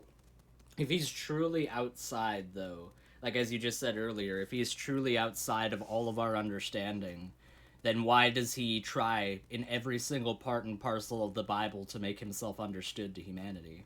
He obviously tries to make himself understood as much as possible, so to try and act like he's just entirely outside of our realm of existence, he's made himself manifest in Scripture many times. Jesus is the best example possible of that. Yeah, he performs supernatural acts all throughout the Bible, but the supernatural is outside of what science can explain. Absolutely, but what I'm trying to say... But see, that argument could be applied to any number of things. You could say that magic is outside the purview of science. You could say that telepathy is outside the purview of science. You could say that they are, though, right? Sort of, they are. Anything supernatural. I mean, sure. But I don't believe in anything supernatural, and sort of, so when you go down this route of, well, if it's outside the Bible, I'm going to believe, outside of science, I will believe in it, then you will run into believing in multiple supernatural claims which are contradictory, because if you're going to use sort of a sort of intellectual sort of consistency to it, if it's just unable to be explained by science, you will run into all kinds of things. Well, the existence of the universe cannot be explained simply through naturalistic means. How do you know? You literally have to believe that the universe was able to make itself. How does a thing make it? Well, no, it depends on which hypothesis. How do we know that the universe hasn't always been here, though? I believe that the universe was able to simply make itself. Okay, so I think that's sort of a straw man of our position, and anyone that's been sort of listening for a while would know that that's a straw man, because I've sort of said that the one that I lean towards, simply because I'm a great fan of Sean Carroll, is that the universe has always been here, and due to the compression of the space and time, time does slow until it could be almost eternal. But I don't know that. I don't even believe it 100%. It's just the one that I lean towards. There's multiverse to contend with this. There's a whole number of different hypotheses. But what you're claiming is that the beginning of the universe cannot be explained by natural means. And I'm wondering how you know that, since we don't have a full understanding of the universe yet. Like, how could you possibly know that couldn't be explained by natural means? Well, that's a good question. Ryan, There's not evidence. There's not evidence for it right now. Yeah. After you Well, right respond, now. Ryan, I wanna try to let Yeah, Defender yeah, get in that's all I'm because saying. he keeps getting Yeah. kicked out. I'm done. God Yeah. of the Oh, okay. gaps. Yeah, I'm Defender, done. do you want to go while you're still here? I've seen that it keeps booting you out. No, actually, I'm dealing with some other stuff. There was one time that it actually booted me, but then there's some other stuff going on. I'm kind of out of the loop as far as where the conversation is. Everybody said I was right, and everybody else. I love it. Also, I was reminded earlier. I thought there was of a something song about by- bearing false witness, DV. That's shocking, mate. I know. In a group of today, Me and Mark are in a both group of getting nerdy guys baptized this right big, after we got to the have show. Rush fans, right? I'm sorry. So I was reminded by this Rush song, "Natural Science." Okay, I haven't not familiar Now, with them, Mark, you did pose a question to Ryan. You said, "What evidence do you have that it's not wholly naturalistic?" Was that the question? No. It's just when a statement's made that we can never understand how the universe came about by naturalistic means. It presumes that you know everything that science is going to know in the future because you're sort of saying, hey, it can't be explained by natural means. So the position that sort of science takes and that people that don't believe in God take is that we know sort of only a fraction about the universe that we will in the future. Like the amount of stuff we've learnt so far is incredible in the very short amount of time that we've been on this planet.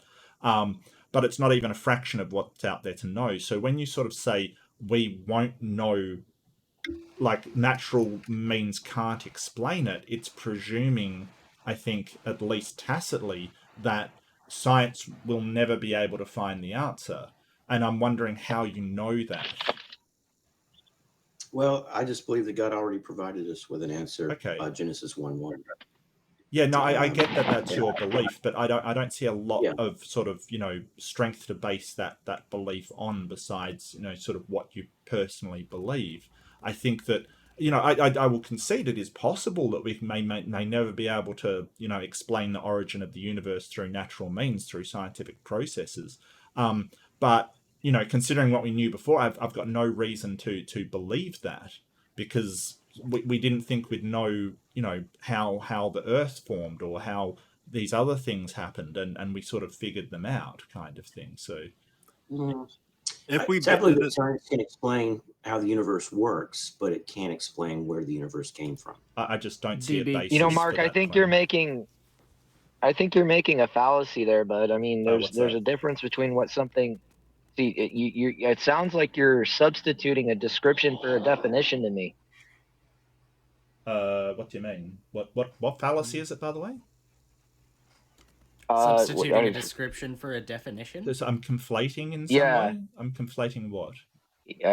That kind of sounds like it. It sounds like you're taking a definition, right, and you're using a description, and you're saying that they're one and the same. So, what's the definition that I'm taking?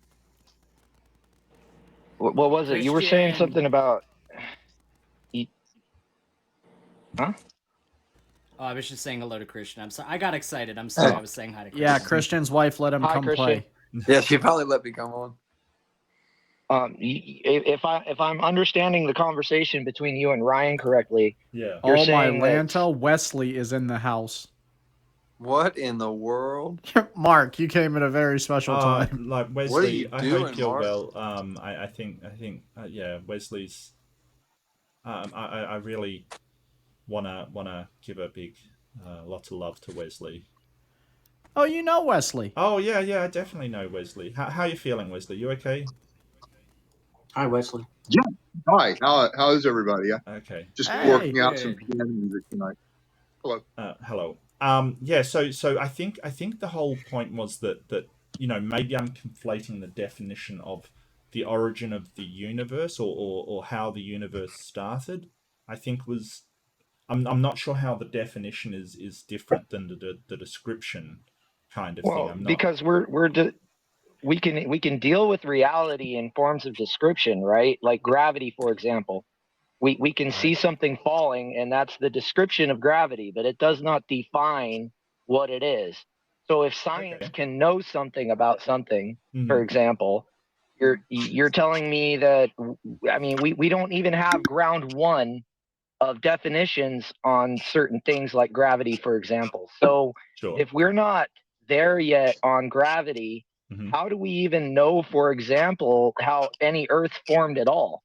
Well, are we knowledgeable about where disease comes from? There's questions about that as well. I mean, yeah, there's bacteria that infects the system. It creates incongruent signals in the system, and the system gets confused. So we can explain where disease comes from, right? But then again, you're also talking about the difference between a description and a definition. Well, there's a fundamental, like, because we're describing what a disease is, but we're not defining it. Well, if you describe where the universe comes from, isn't that the same thing? That doesn't define it. No, it is not. There's a fundamental difference. Well, I don't know the difference then. You'll have to explain to me the difference. Like, if we can explain where the universe comes from, I don't see the difference. Well, can I describe? I'll try and use an analogy. If I was to explain to you what a widget is, would you know what the widget is? No, because a widget by description isn't anything, sort of, it's a category of things. It's not a thing itself. Correct.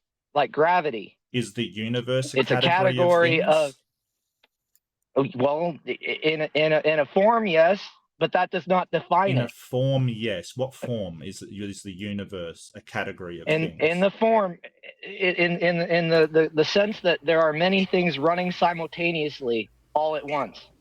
In that form, I would agree with you, but that does not describe, or that does not lend a definition to what it is in and of itself. How is simultaneity relevant, though, to what you're talking about? Simultaneity. Good word.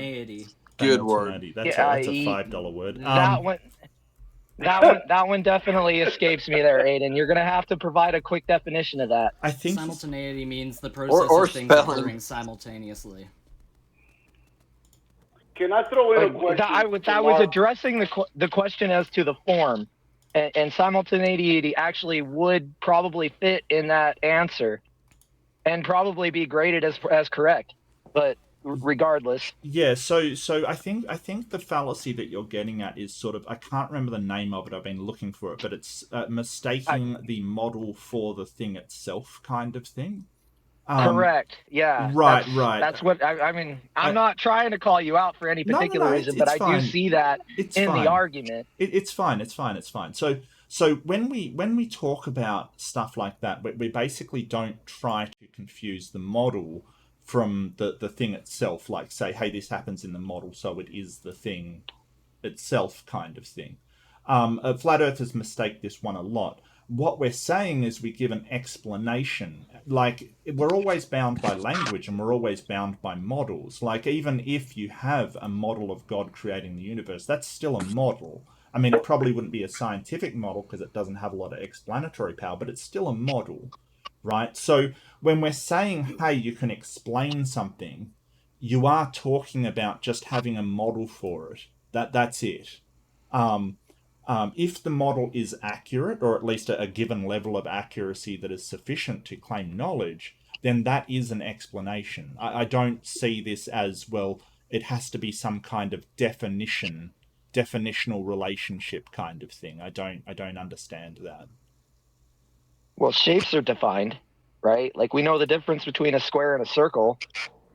So sure. Well, mathematics is a particular kind of thing to describe, though. I mean, mathematics exists within the description, whereas other things are represented by models when it comes to language. Which is why mathematics has proofs, whereas other things don't. Yeah, that's exactly right, Aiden. Mathematics can be proven, whereas other things can only be proven beyond a reasonable doubt. Well, yeah, they basically, so in science there's no such thing as a proof, but it depends on how you're using it. There's sort of local proofs that we sort of say, hey, this proves or meets its burden of proof for something, but no. Well, we're referring to mathematics. Well, yeah, but if you look at Popper, for instance, Karl Popper, he sort of says there's no proof in science because there is no. He's taking proof to mean complete.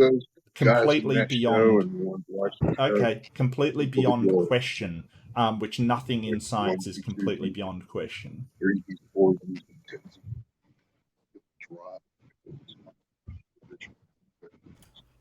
Well, I think the heart at what Dustin, to get to the heart at what Dustin was saying, I just think that mathematics was an unfortunate first thing to pop in his head because it is the one thing that's sort of the variable. But I think generally what he was describing was everything is just represented in language. It's represented by a model. You know, if I describe an apple to you, you're not holding the apple, you're not experiencing the material Right. apple, but Right. it's represented as a model. This is sort of the nature of communication in language, right? So it's a major breakthrough in human society when language was developed, where the things can be represented without being presently with you. Now, mathematics is just sort of a funny thing to come up with first as an example because it's the only sense where maybe that doesn't work. But I think I understand where Dustin's coming from. There's a difference in the thing and the representation of the thing in language. Well, sure, but if we were to say, hey, I know what an apple tastes like, or I can explain where the apple comes from, we wouldn't say, well, that's just a model of an apple. Like, you don't actually have an Right. apple in your hand kind of thing. Right. So I think that sort of saying, well, definitionally you don't know the apple because you don't have it in your hand is I don't think it's really a good argument. Well, it's dependent upon the other person being familiar with the apple, right? So Sure. if I said, hey, Mark, you know, what's your thoughts on starfruit? If you've never had a starfruit, it really is just a model as I describe it to you. But if you have experience with starfruit, then that model is connected to something in your personal experience and your personal knowledge. So it sort of gives it another layer of reality to you.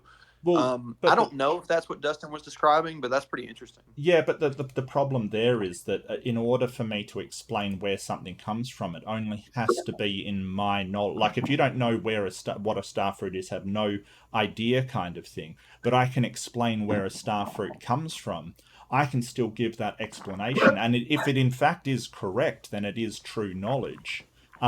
So it doesn't matter if you know it or not. Like, sort of, so another person's ignorance of something that is true doesn't make it untrue. No, that's for sure. It doesn't change whether it's accurate. Right. It just changes whether they understand you. Correct. Yes, absolutely. Mark, are you familiar with Adam Lohr? Name rings a bell. I don't remember who it is. Well, he comes on the show from time to time. He's an atheist also, and a friend of mine. And I think this question is for you. He says, Mark accepts BB theory, though. Big Bang? How are the two reconciled? I think he's talking about BB theory with the possible eternal universe. Oh, yeah. I think you'd probably have to read a bit of Sean Carroll's work and other physicists that have sort of done eternal universe. Or is he saying how would Big Bang mesh up with a naturalistic... Anyway, okay, so as space and time compresses, time basically becomes stretched, or at least that's what the physicists' calculations have said. As time becomes stretched, it goes for a longer period of instance. Technically, what they say is that could be stretched to an eternity if space-time is compressed enough. I have a question, Mark. Yeah. I heard when I was in the comments earlier, I was listening to you because I'm not super familiar with the eternal universe theory. I know, of course, who Sean Carroll is, but I'm not very well versed in his work. But the way you're describing it is reminiscent of the idea that you can never get to the center of a black hole because that last distance is stretched eternally. Is that sort of what we're saying? Yeah, kind of. Yeah. Yep. Like a true singularity. Yeah, well, I mean, the Big Bang would have to be a true singularity. It'd have to be the singularity. Well, that's what I'm thinking is that what you're saying is still very much cohesive with the existing Big Bang theory. It's just a modification of one part Correct, of it, right? Yeah. Well, the Big Bang theory doesn't cover after one Planck second. Right. Planck eon, I think it is, after where the presumed start is.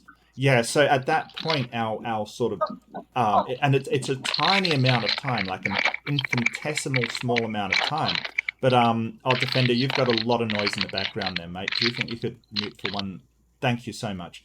I've never heard the phrase Planck eon before. That's a fantastic phrase. I think it is, or Planck era. I forget.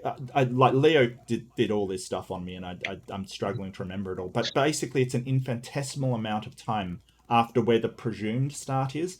but sort of what Sean Carroll and others say is that is because, like you say, in a black hole, you never get to that center. Well, that's the point. theory, is that you just sort of continue in that last Planck moment of time forever. Yes. Yeah. So Big Bang only covers from that Planck bit onwards, because that's where we can get to.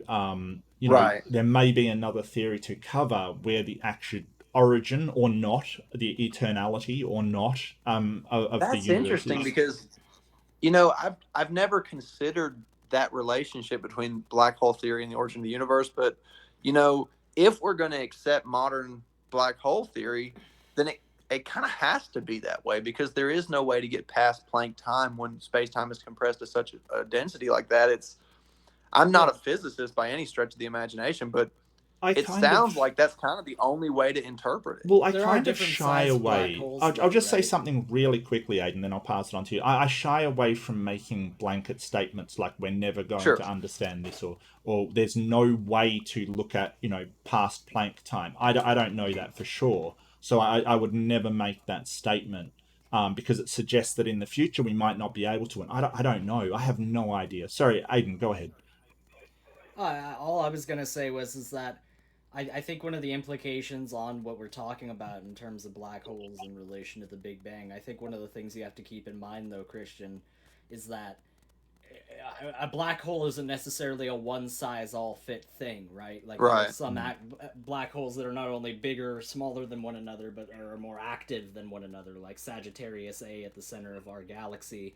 Even though it's not as active as other black holes at the center of other galaxies like Andromeda, it's still going to be comparatively more active than a black hole in intergalactic space, for example, because it's going to have a lot more. Because it has more matter to feed on, to feed off of. So I think it's important to keep that in mind when thinking about what kind of implications it has on the variability of such a thing on a case-by-case basis. Like, I would imagine that because of a black hole at Sagittarius A, for example, I would imagine falling into Sagittarius A would take a measure longer than it would falling into a smaller size, more comparatively dead black hole, because the event horizon of Sagittarius A is much larger.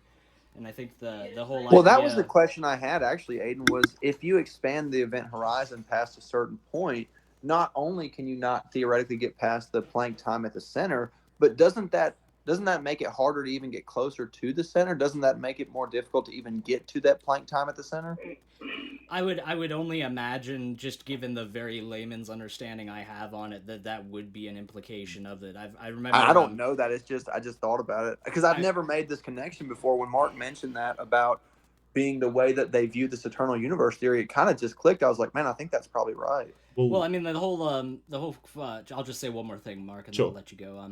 The whole thing when it comes to crossing that in one Planck length further that you need to go in order to truly meet with the singularity, I think the reason why people, a lot of things I've read anyways, say that if you looked back as you fall into a black hole, you could see the rest of the history of the universe play out essentially from that vantage point, because you are trapped, for lack of a better term. Yes, I have heard that. Yeah. That one instance Isn't that mind-boggling to think about that? I can't even imagine. Like, it's just, it really is. That is truly the definition. The crazy thing is that the mathematics, like kind of suggest that that's right, you know?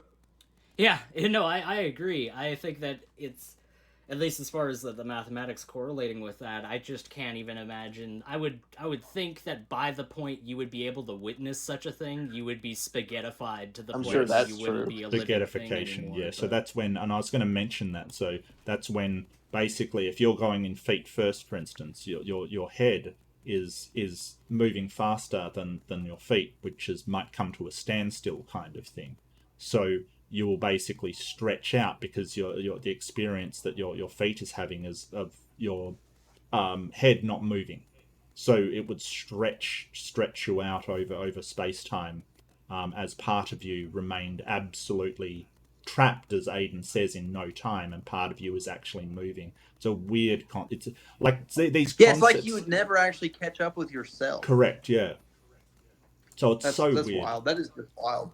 It's the forbidden pasta extruder. Well, lots of scientists have sort of said, space is not only as weird as we could have imagined, it's weirder than we can imagine. It is so insanely counterintuitive. And look, this stuff is so far outside of my purview, so I certainly hope I'm not coming off the expert, because God knows I'm not an expert. But neither am I. The idea of quantum fluctuations, the idea of virtual particles, the idea of freaking Hawking radiation, that kind of stuff just blows my mind. It's so much stranger than anything you could ever imagine. It's so theoretical. I don't think Hawking radiation is really all that theoretical at this point. A lot of the things that you guys are talking about are super theoretical, not totally understood, and not totally proven. Period. They're just theories. Right, but we can observe effects though of things like for the fact that the way that our galaxy exists, the way that it is, right, the Milky Way, how it is distributed, and how the matter moves about the galaxy the way that it does. We didn't necessarily see something like dark matter or dark energy, but we can use that as the best means we currently have at our disposal of explaining why we observe galactic rotation occurring at the rate that it does at the edge of a galaxy compared to the center. So just because we have this idea that this is what is occurring doesn't necessarily mean that we're definitively saying that is what's going on. We are saying this is what we have at the moment that best explains the phenomena that we are observing. But you're right. That's actually what a scientific theory is. I want to agree with hip hop.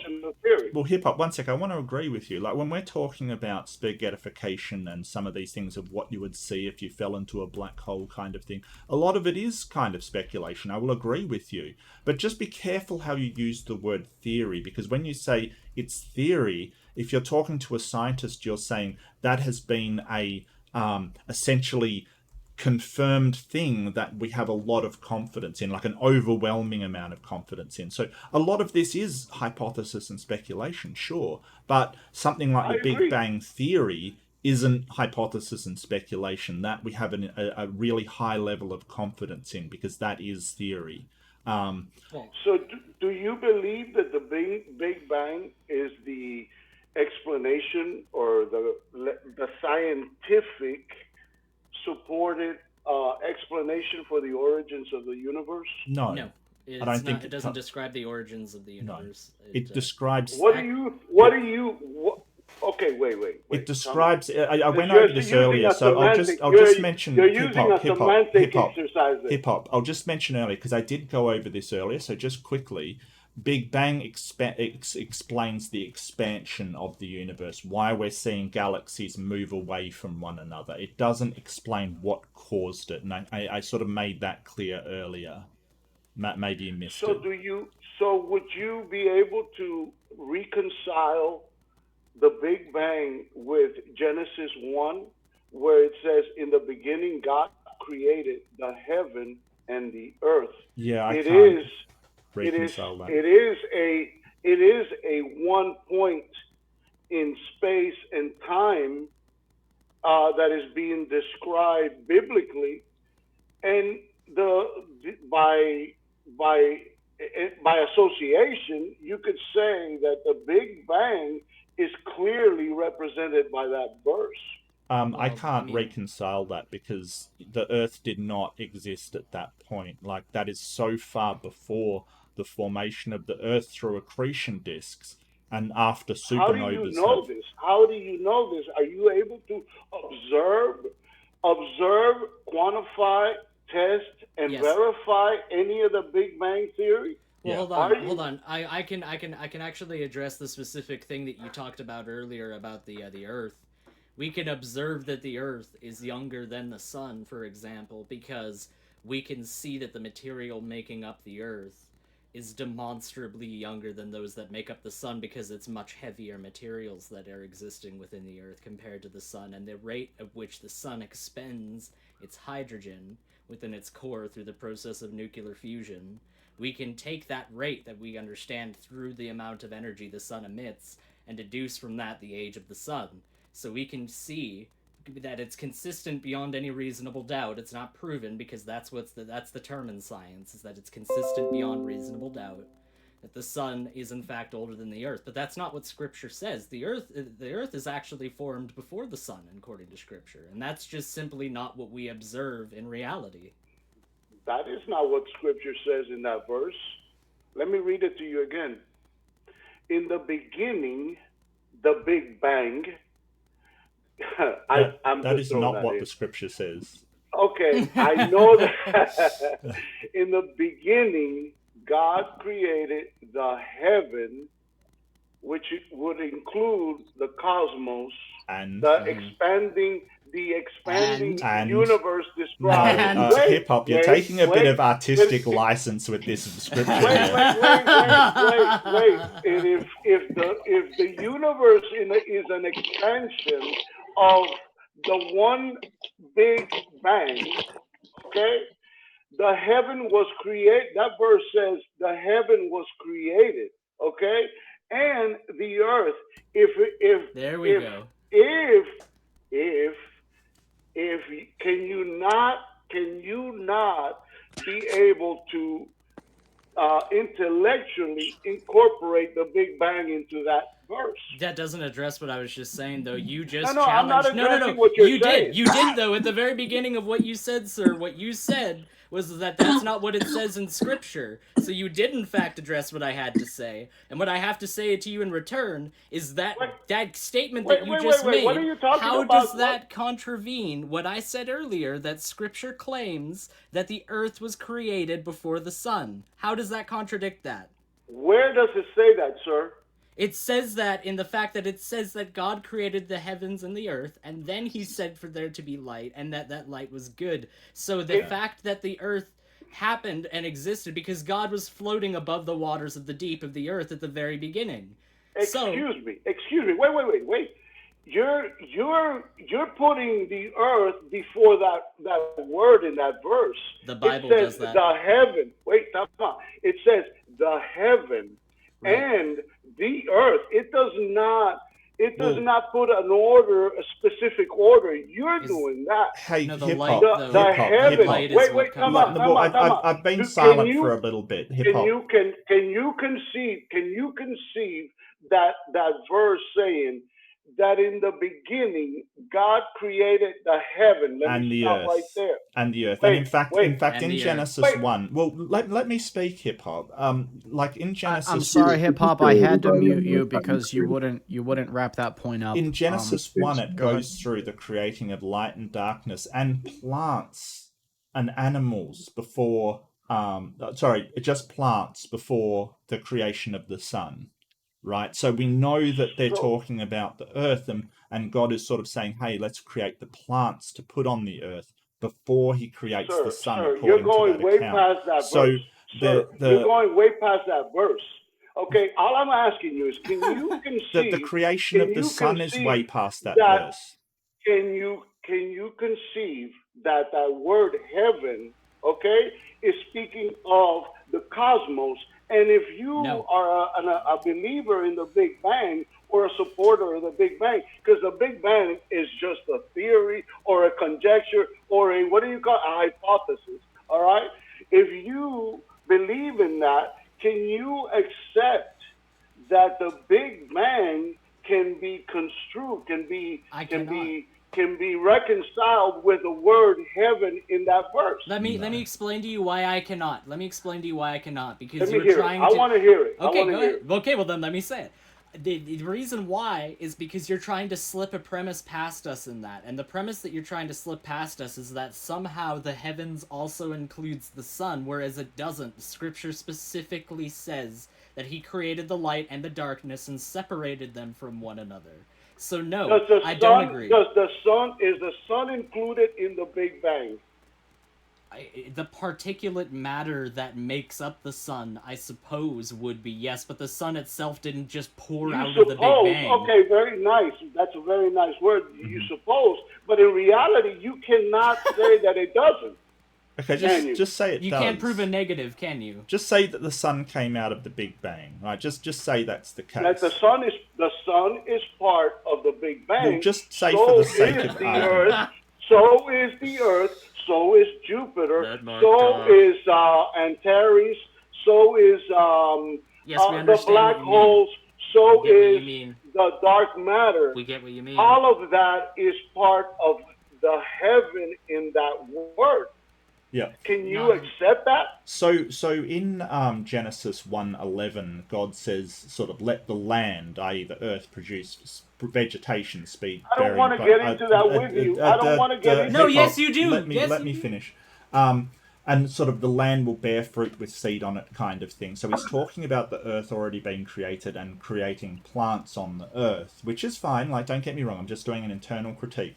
And then in 14, he says, let there be lights in the vault of the sky to separate the dark from night. Let there be signs, sacred days, and let them be light in the vault of the sky to live light on earth. And it was so. God has made two great lights, greater that govern light, and lesser light in the night. So this whole idea that the sun was part of the Big Bang, so that was created before the earth, unfortunately that sort of goes against what the scripture clearly says, that the two lamps in the sky were made after the earth and after plants were put on the earth. Sorry, I'm done. That is that is what your scripture does say, though. Right. I don't know how A lot of different passages that the Bible uses to describe different events in the creation of the whole creation, in essence. Okay, but it's very. I wonder if you have an intellectual curiosity, okay, about the fact that the first verse of the Bible, okay, describes God creating a cosmos, a heaven, okay, which encompasses the whole universe, which is exactly what the Big Bang theory theorizes, that from one instant and one point in the universe, whatever, in nothing, the whole cosmos was created, and even goes further. It continues to expand because nobody has been able to properly figure this out. This is very difficult to understand because we don't have the technology to do it. So, but yet the Bible, the first verse, I want you to pay specific attention to that. The first verse in the Bible describes, in essence, the Big Bang. In the beginning, God created the heaven. Now, I accept that the earth was not in the beginning, okay, in the beginning of the Big Bang. I accept that the earth was formed through the process of the universe, gravity, and all of the other scientific things that are involved. But I do admire and I do recognize that in the Bible, in the first verse of the Bible, it describes an event that is very, very similar to what scientists want to call the Big Bang. I'll leave it there. Okay. Do you believe? Go ahead. Do you believe that space is infinite in every direction? That it is an endless distance? That it's not a finite universe? That it goes forever without end in every direction, infinitely large? Yeah, I'm not sure I do. I personally don't believe that. As far as I don't think the evidence necessarily bears that out. I think the best thing to disprove that, at least in the conventional sense, would be the fact that we observe the universe expanding. So could it eventually at some point become what we would consider to be infinite over an infinitesimal amount of time? Sure. I guess the biggest thing that I find odd about a truly infinite universe, though, are the implications behind it. Because if there is a truly infinite universe, there's an infinite number of Earths exactly like this one, where all of us are sitting here having this exact same conversation now. There would have to be. I don't think the multiverse describes that. Well, Wesley, just 1 second, Wesley. I just want to address what sort of hip-hop sort of said. That when you by the way, welcome Adam Lord. Hey Adam. Hey Adam, how's it going? Adam. So when you're talking about like sort of heavens in the Bible, sort of to say that that's the Big Bang or that's the universe, I think is a very generous interpretation of the words heaven. as it comes from sort of ancient sort of Greek kind of thing that it was written in. I think, yeah, I'm not exactly sure that you could, interpret. I don't think many people interpret it as universe. It's more from the heaven is sort of that they're sort of saying from the sky, and sure, you could interpret it that way as the universe kind of thing, but I'm not sure that's a direct translation. I think that is interpretation, and the fact that the Earth did come in the Bible after the sun came after the Earth is why I can't reconcile those two things with science. That's why. The Bible says that there are three heavens. The Bible describes three heavens, physical, in the physical world, or the known physical world. We see that there is a atmospheric heaven, what we normally look up at the sky we call heaven, okay, the blue sky. That is one world, okay? The one is one version of heaven, one is one translation of heaven. The Bible also describes as the cosmos. It's a Greek word, cosmos. Hey, Hip Hop, we definitely want you to come back and visit us again next time we're live, but we're crunched for time, and I'd like to give Adam some time to speak too, so you'll have to forgive me, but please come back for another show. Wah wah. No, I'm just kidding. That's I'm sorry. I'm joking. No, I think that you could interpret it like that. I just, I'm not sure that the sort of people of ancient sort of, Middle East had a word for universe that we could translate directly to universe, of course, because they didn't really have the concept. But sure, heavens, is sort of how they describe the stars in the sky and all of that. Sure, I guess you could make a generous interpretation of it. I guess an important thing to keep in mind, though, with that being said, though, is that the celestial sphere that we can see around us directly is such an incredibly tiny, minuscule part of what is actually out there. So I don't think that it's necessarily fair for those to be directly comparable to one another. Well, Adam, when we started talking about the universe, was that eye candy for you? Quite the opposite, actually. The last thing in the world I would ever want to do is talk about that stuff. But you invited me on, so. Sorry, Adam. I remember you from your picture now. I remember you from your picture. I met you on Brett Keen's, I think. I do remember the picture. The name rang a bell, but I couldn't place you. And now I see the picture. I definitely remember you. Mark, I was going to ask if you knew Brett Keen. You spoke to the Brett Keen? Oh, yeah, sure. Mark, wow. I think I might have talked to you on Amy Newman's a couple times. Yeah. I do remember you now. I'm sorry. I've met a lot of people on my weird and wacky journey through, YouTube, internet. It's been a trip, but yeah, no, I do remember you now. Now I see the picture. It clicked. I hope one day you can say that about me. Oh, well, I've met you now. Adam. No, that you can remember me from my picture. Oh, okay. So I'll try. The vast majority of us on the panel tonight are all connected because of Brett Keen. So that's bizarre. True. It's true. He really brings people together. If there's one thing that I can think of, if there's one thing I think of when I think of Brett Keen, it's a unifying force. So. You know what's bizarre though, guys, is just earlier today I was like, I wonder how Brett's doing. He's doing great. I'm sure he's doing just as good as he's always been doing.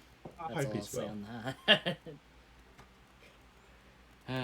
He's not as slick as he thinks. So, Adam, did I answer your question that you brought up, kind of thing? Did I? Well, I missed like a big chunk, so I saw right at the beginning, and then I missed part of it. And I think I get what you're saying, because I've seen a lot of Sean Carroll's stuff where he kind of, it's like he kind of believes in the Big Bang after a certain part, and then he believes that the universe is kind of infinite in time before that, but it's kind of in a very specific way. It's interesting. I like Sean Carroll a lot, actually. I have like clips of his stuff. Yeah, I wouldn't. But I'd say that's just his hypothesis, though. Like, I don't think he's on very. The origin point. There's no scientific consensus on an origin, or yeah, So, if you're talking about a deistic god, I don't think science really has disproven that god. I think that more but it doesn't try to. It doesn't seek to. It really just deals with more some of the physical claims that people make. So people make claims that the Earth is X amount old, or the universe is X amount old, and it really deals with those claims rather than the God claim itself, because it is not equipped to investigate anything supernatural. That's not what it's designed to do. Mark, do you think that there's an age to the universe in a sense, or is that Yeah, I think kind there of is an time age. period of when the Well, understanding stops? I think there's an Sense? age since Big Bang, like, so since the singularity kind of thing. So whether the time before that was stretched out, I don't know, but I think there has been a time since Big Bang, which is 14.6 billion, I believe it is, or 13.6 billion. I can't remember. God, why can't I remember? 13.6. Come on, read your doctrine correct. Oh. I sent you the script before this, Mark. Ah, no. I didn't read it. I knew there was collaboration. We're on to you now. Well, this is Do you news to me. accept a Big Bang singularity, or you don't accept a Big Bang singularity? Well, I accept it.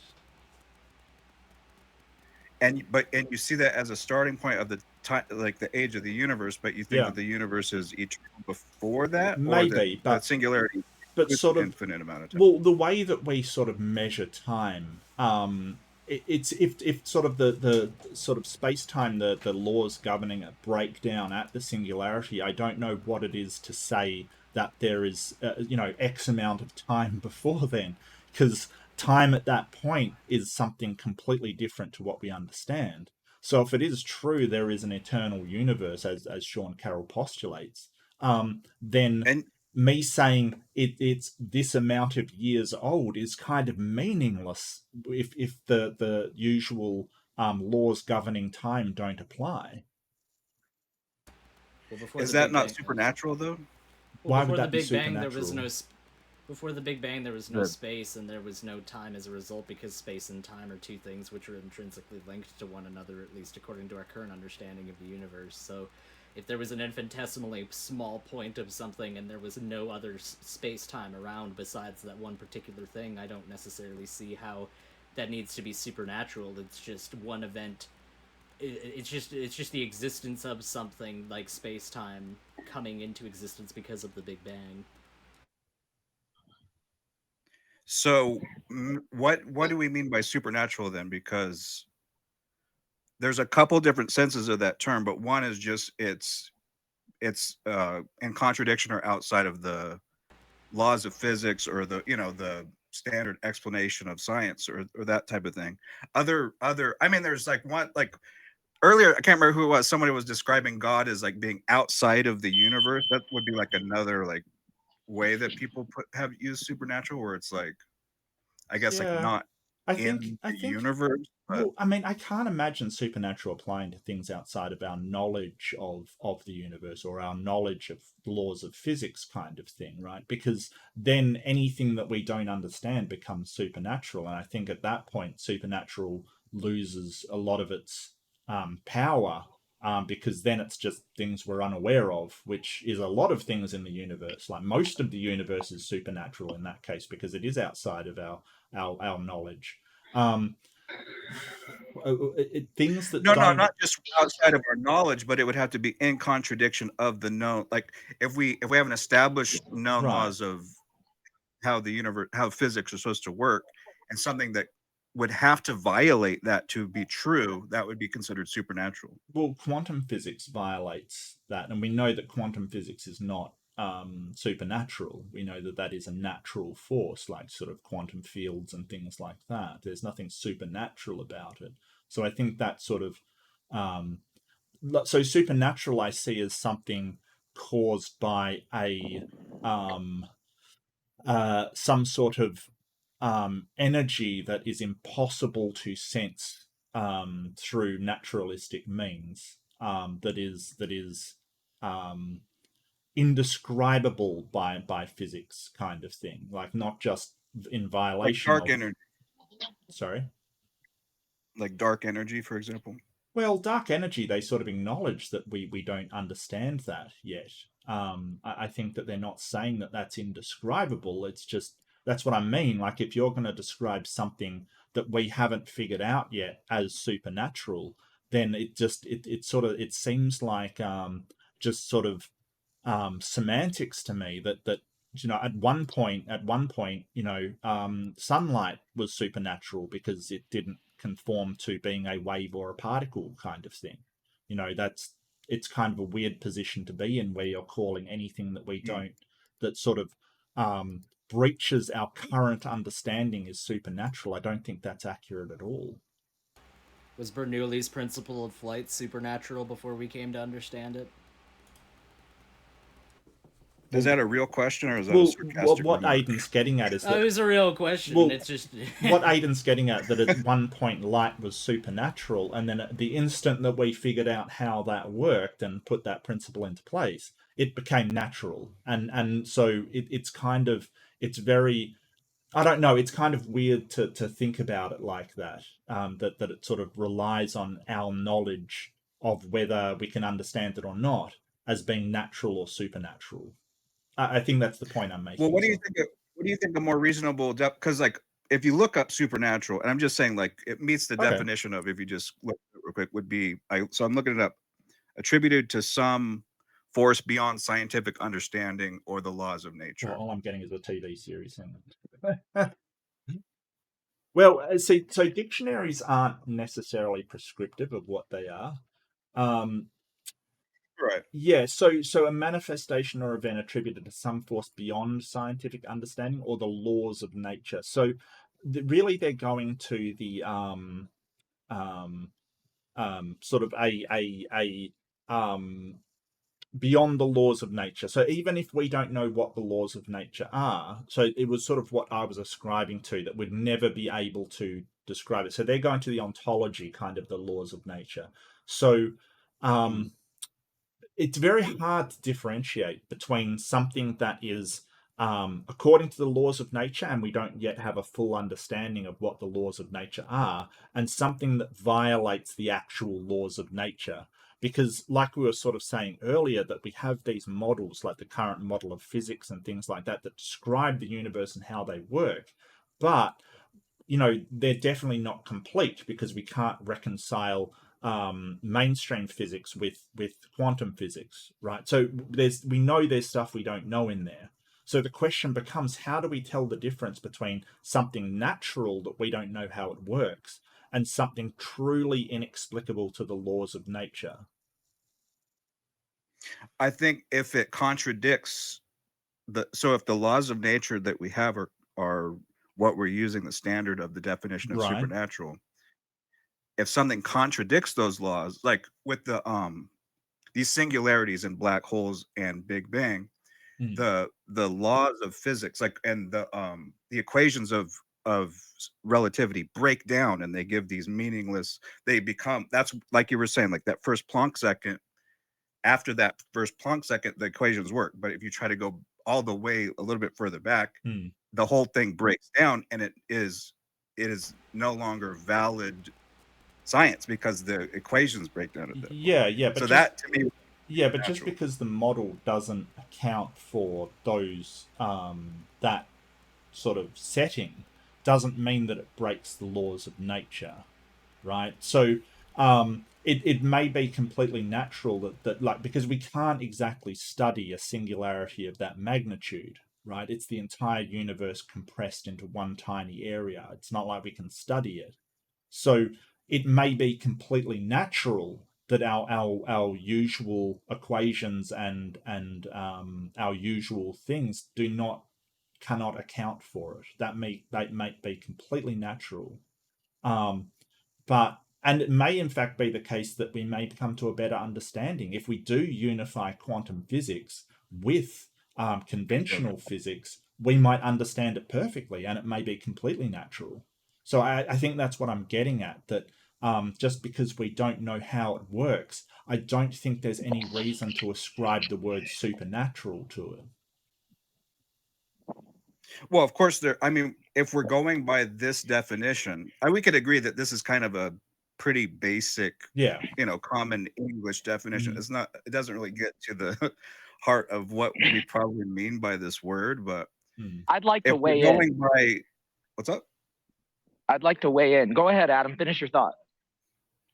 I just think that by this definition, if these singularities and an infinite stretch of time in a singular moment, and you have to have like a new set of laws of physics before a certain moment and stuff, or like a new set of laws of physics for the event horizon of a black hole or something.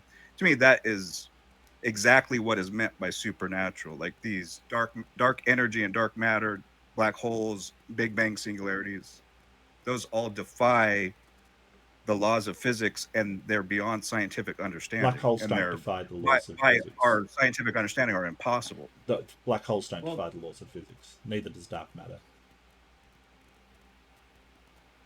Well, dark matter doesn't fit into the standard model of particle physics, right? Correct. And the gravitational anomalies contradict the basic laws of gravitation. So by not fitting, basically it's a way to account for what they think is causing the extra gravity in the universe, kind of thing. So dark matter does fit into the model. They're not just sure what it is. But what they propose is non-baryonic matter that contradicts the laws of baryonic matter. They invented new matter that has all these exotic properties that are different from what all real matter acts like. Yeah, but that doesn't mean they contradict the laws of physics. It does if the laws of physics are what were established before they made this new thing up that doesn't exist. Yeah, but we do say that we don't have a complete idea of what the laws are. Trying to sneak that by, Adam. Yeah, it's sort of, again, you're sort of again, I'd put the sort of fallacy accusation. I wish I could remember the name of the fallacy, but you're confusing the model for the thing itself. You're sort of saying, hey, because the model doesn't know what it is, then it violates all laws of nature. It isn't reliant. Well, not only that, but he also says it doesn't exist, as he so eloquently closed his statement, which is funny because I'm saying non-baryonic matter doesn't exist. I'm saying there's a proposal of what dark matter supposedly is, and it's some exotic non-baryonic matter that has all these properties that don't fit into the standard model of particle physics. Therefore, it doesn't exist. So you can definitively know that. If I can, though, I want to try to let Defender get in on this too, because he said he had something to add to it. You guys have moved light years beyond my point. I was merely going to suggest the idea that we don't understand something makes it supernatural is kind of ridiculous when we have so many things we rely on a daily basis. We don't fully understand how they work. Sure. But you guys moved on beyond my point, so No, I think it's a good point. Yeah, I think it's a good point. There's tons of things, and even in the past, so if you go into the past of when the Bible was written, for instance, everything would have been supernatural. Everything would have violated the way they understand physics to work, right? If you went into space, if somehow somebody got into space, like God raised them up into space, and they dropped something and it floated in the air, that would be beyond their knowledge of physics, right? That would be supernatural. So what I'm saying to Adam is, at that point, supernatural kind of loses all supernaturalness, because all it is a violation of the current understanding of physics. So how do you factor that in with the physical principle of locality? Well, that and Adam, are you basically saying that the bar's just set too low? Well, my point is, if you believe that science right now is largely correct, something that defies the laws of science is supernatural. That's different than going back to before the ancient Greeks and something defies what's known to science before we had science. Well, So if science is good right now, then something being quote unquote supernatural is a problem. I don't think it defies the Big Bang, defies the laws of physics kind of thing. I don't think it does any more than going to outer space and letting something go defies the laws of gravity. I think you're sort of taking it as everything must work the same under all circumstances, and we know that that's not the same. If we change the circumstances, the effects change. That is a constant in physics.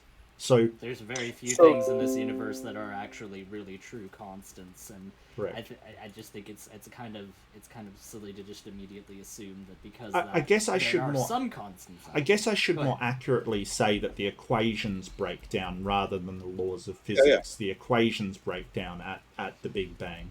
So maybe I did misspeak and misrepresent the field that I don't know that much about physics and sort of say, hey, the laws of nature break down, when really it's the equations we're using to describe what's happening break down. Well, and I mean, right, but if we use the term laws of nature to refer to like the equations of relativity, for example, if the equations of relativity cannot go back further and they break down, that is something that's beyond the laws of nature. As we currently understand them, yes, absolutely. I think the only way that what you're saying could be a problem in a scientific setting was if science was a dogmatic institution, and it's simply not a dogmatic institution. It's an institution which constantly reevaluates the information provided to itself. And I don't think that we're necessarily inventing dark matter any more so than the person invented the proton as a means of trying to describe light. It's just simply a means of describing what we see around us. Right. It's not dogmatic at all. Come on, not dogmatic. No, how is that dogmatic? Explain to me how it is. You are one slippery guy. If I just met you today, I could see how you might be able to say that, but I mean, come on. No, please explain to me how it's dogmatic. What? Because I really don't want to be honest, but at this point, you should know what I'm talking about. You're gonna put out a claim and you're not gonna substantiate it. Gotcha. Well, I'm not going to substantiate it to you. Okay. It's not good enough because I have done it. I've gone of course. Hours substantiating claims to you, and you don't respond back about them. I actually do respond back about them. It's actually the responses we're that I kind have of getting into the like. meta at the moment. Maybe we can sort of, we're sort of getting into the meta. I mean, we had a really good focus going on. Yeah, so I mean, I like that Aiden mentioned photons kind of thing, because at one point we sort of said, well, all particles have mass, right? But we know that photons don't. They have momentum, but they have no mass. So I like that example that there are situations, and they're within the laws of nature, that because we're unaware of them doesn't make them supernatural. I need the receipt too. At least he isn't passive aggressive. Something that defies the laws of physics is different from something that's just unknown. Like there's unexplored caves on the planet Earth. That's not supernatural. I would agree. If there's a magic cave that's made out of special dark matter particles that aren't on the periodic table and all this stuff, it's like, and you need that to explain some major problem with your theory that you can't just otherwise throw out, then yeah, the dark cave of special magic particles is supernatural by definition. It's almost like if there was this thing that exists that doesn't actually have any mass but has momentum, and we use that as a means of explaining how this thing that we're able to see, how we're able to explain how that emits. It's kind of like that, but I guess those aren't extra special amazing particles anymore because they're actually conventionally understood at this point. So I think I would sort of say that I think I would say that supernatural in my definition would be something that transcends all laws of nature, either known or unknown. Like it simply is the case that something could not possibly be explained by any natural laws at all. Like even in the future, like it is beyond the understanding of any laws of nature. I don't know. I mean, obviously that puts you in a difficult position because how are you supposed to demonstrate that? But I think that you know, I mean, supernatural is such a fuzzy term. I find it's very, very hard to describe what it is. But Mark, the reason why I went back to supernatural is because you kept using that word as the reason why you don't accept a belief in God.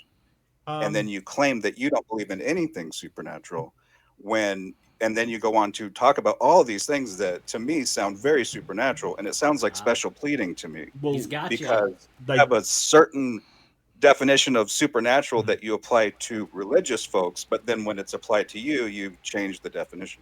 Hang up the hat, Mark. It's over.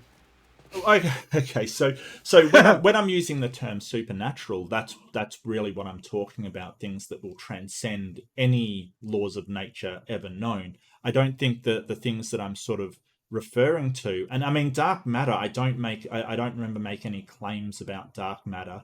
I remember saying, hey, we go back to the Big Bang and sort of our understanding of it breaks down, sure, but I don't think that's warrant to call it supernatural. As I pointed out, if not understanding it means supernatural, then everything ever known in the past is supernatural and has become natural. So I think that sort of shows that Adam. I think that sort of shows that isn't a really good.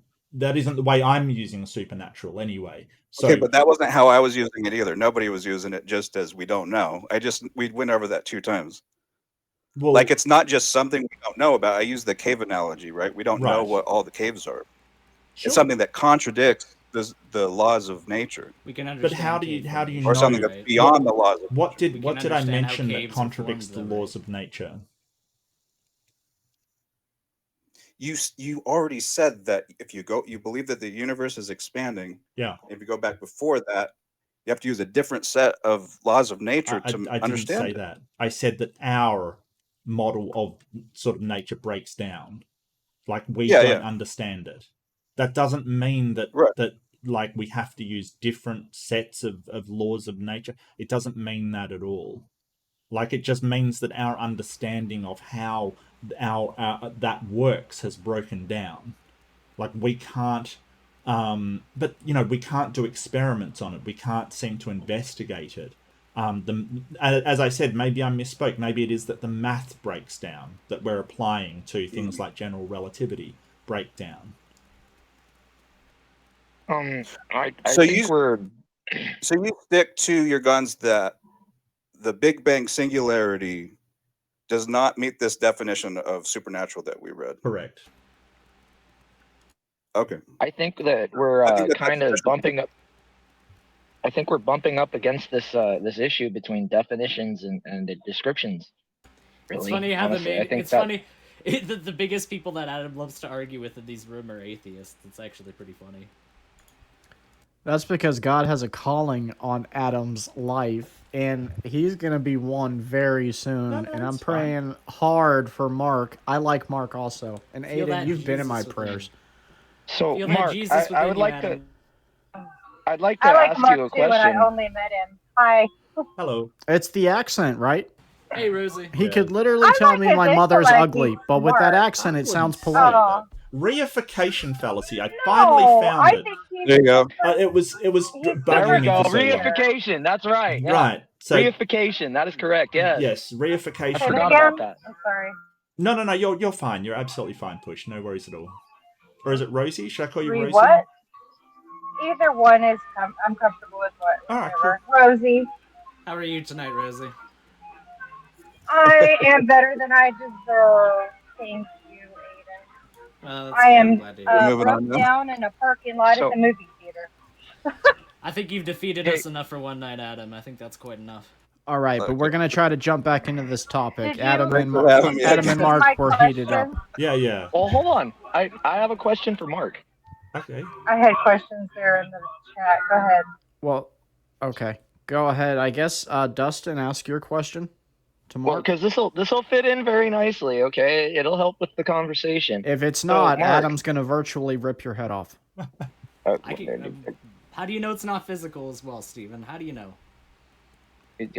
That's not necessary, Adam. Number Defender, please go. Ask your question. Okay. That's not necessary. Okay, anyway, Mark, Yeah. can you acknowledge that there's a fundamental issue with the language where we say that, definitionally speaking, an atom is a piece of material that cannot be divided or broken down any further, but we call uranium an element? Mm-hmm. Well, I think it is an element. Yeah, but you're sort of. But it breaks down over time. Well, you're sort of going to the many in one problem, right? That's what you're getting to. More or less. Okay, so atom is sort of what I would see as an emergent sort of label. So I'm sort of a nominalist in that case. That all of the things that make up me as an emergent property, I sort of say, hey, that is Mark. But really, I'm made up of a whole bunch of cells, a whole bunch of neurons, a whole bunch of memories, a whole bunch of all kinds of stuff. They're part of me, but we still refer to me as one thing.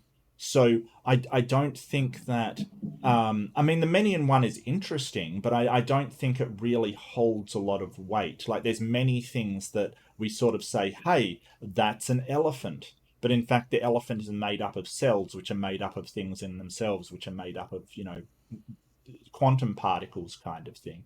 That the thing that we're describing as an elephant, as one singular thing, is more or less a label that we're using to categorize an emergent property of sort of lots and lots of different things. So you agree that there is an issue with the language? Is there an issue with the language? I don't think so. But see, the thing is that I think that that everything, when you get down to the base level reality, is one thing, and we're describing emergent properties of it. We're describing things that are all interconnected as just separate things. When sort of in philosophy, we look at it this problem of demarcation. If we've got your nose there, and then air, and then my nose here, where's to say that those things aren't the same thing? And I think that sort of I lean towards monism, where everything at a base level is one, but we have these properties of fundamental particles which give rise to emergent articles or emergent entities that we place labels on in order to distinguish those parts from one another. And I think that's perfectly coherent, and that's the way we have to operate. But I think at a fundamental level, everything is still one thing. Adam, does the math make sense on that? I think it breaks down. I think it breaks down too. Well, Defender is equivocating between like the original definition of atom and then what it became to mean later, where they found out it wasn't just the smallest unit. So you're kind of starting with the ancient Greek definition, and then you're going to the modern science definition. So not you, and Mark. I was trying to point out. I was trying to point out the problem with equivocating between the two, right? With the words, yeah, with the definitions and how they change. Yeah. I don't think it's a problem, because I mean we'll kind of sort of look at a herd of cattle, right, and say it's a bunch of cattle, and that's one thing, right? It's a herd being singular.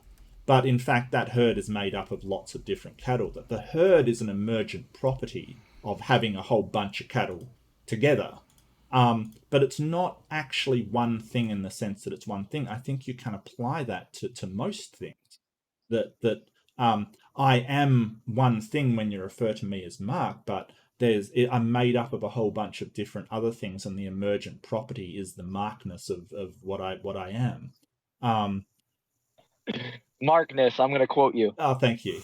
You're so kind. Yeah, so that's the way that I look at it. But the many in the one problem is it's an ancient problem which may not even have a solution. Like tons and tons of philosophers have looked at this and come up with different explanations and different ways of interpreting it. It's a bit like solipsism. It may not even be possible to have an answer. But it is interesting to think about, and that's the way I think about it. But other people have different opinions, and other people have different ideas on how it works. So yeah.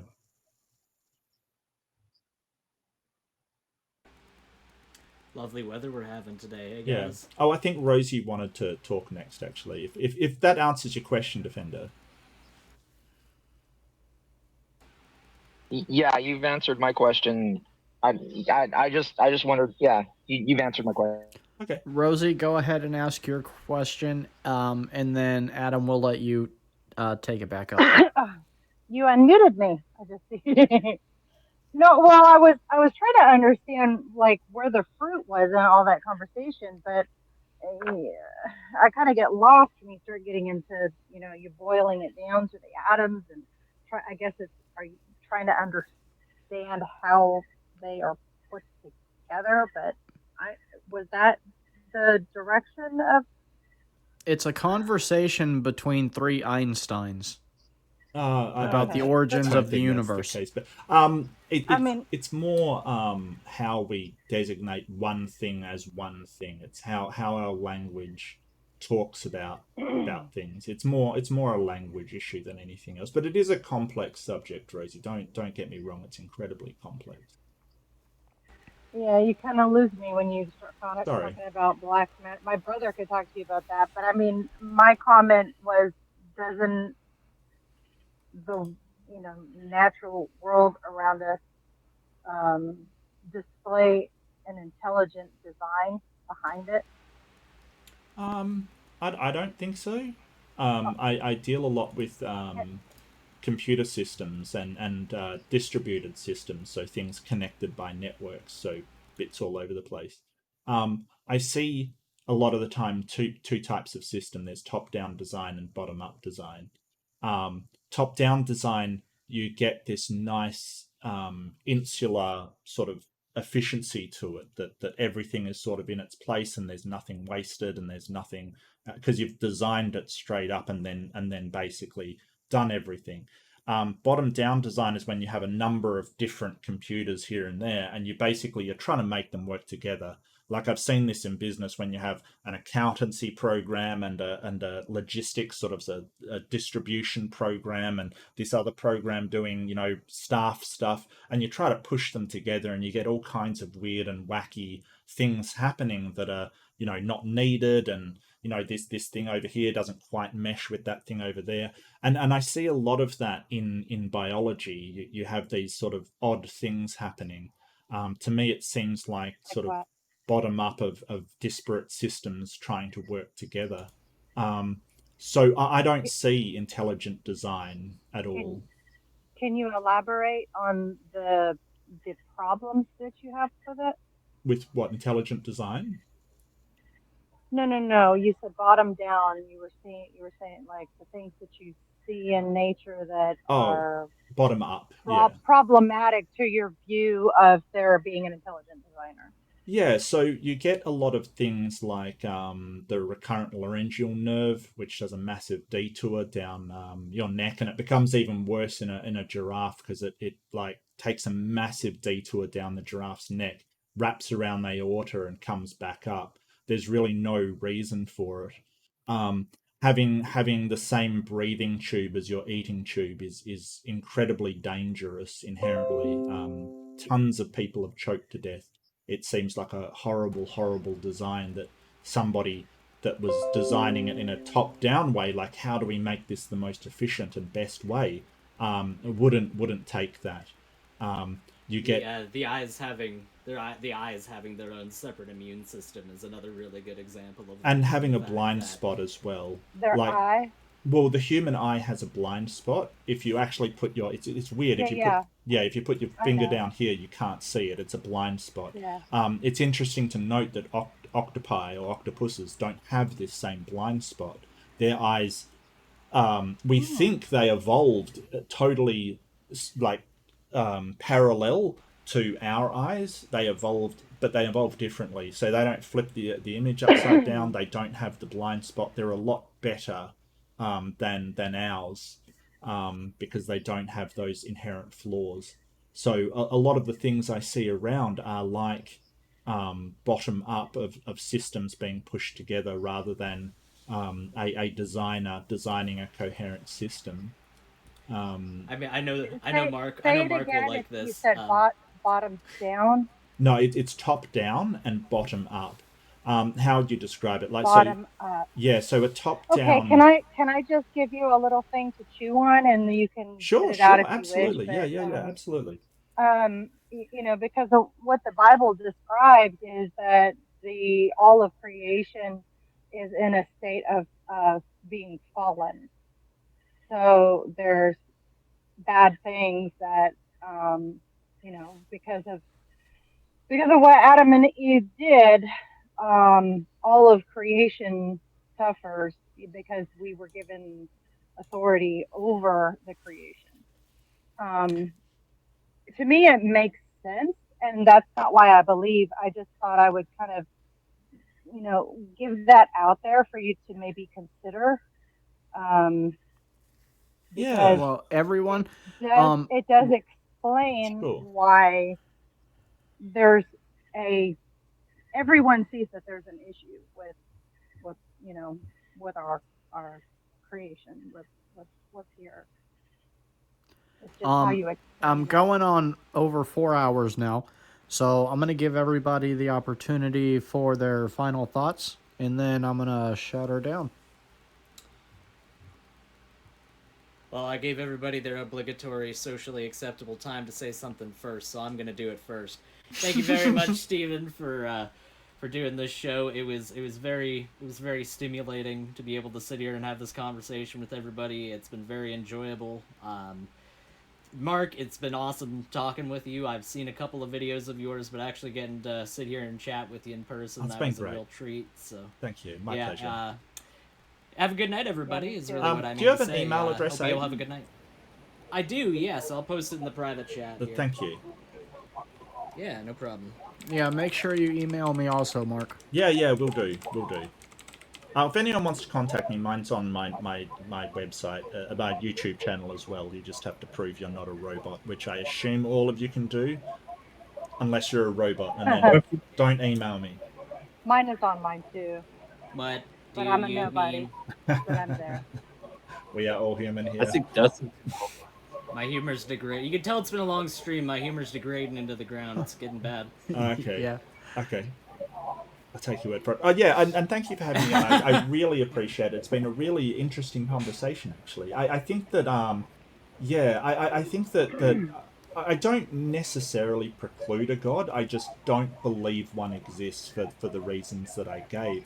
I think the first thing you'd have to do to convince me, if that indeed is what you want to do, is convince me that somehow a brain can exist without the physical structure.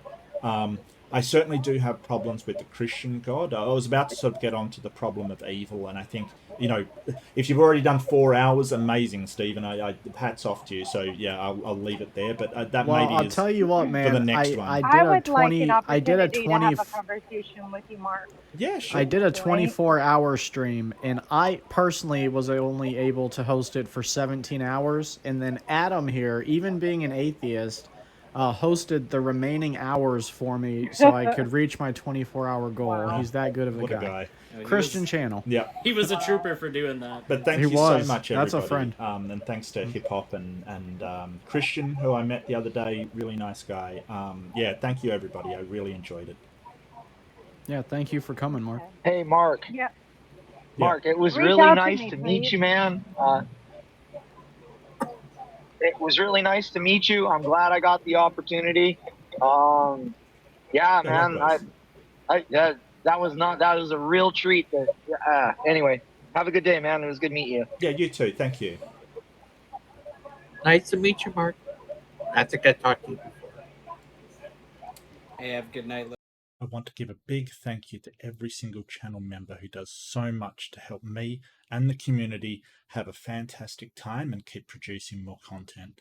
Thank you so much, everybody.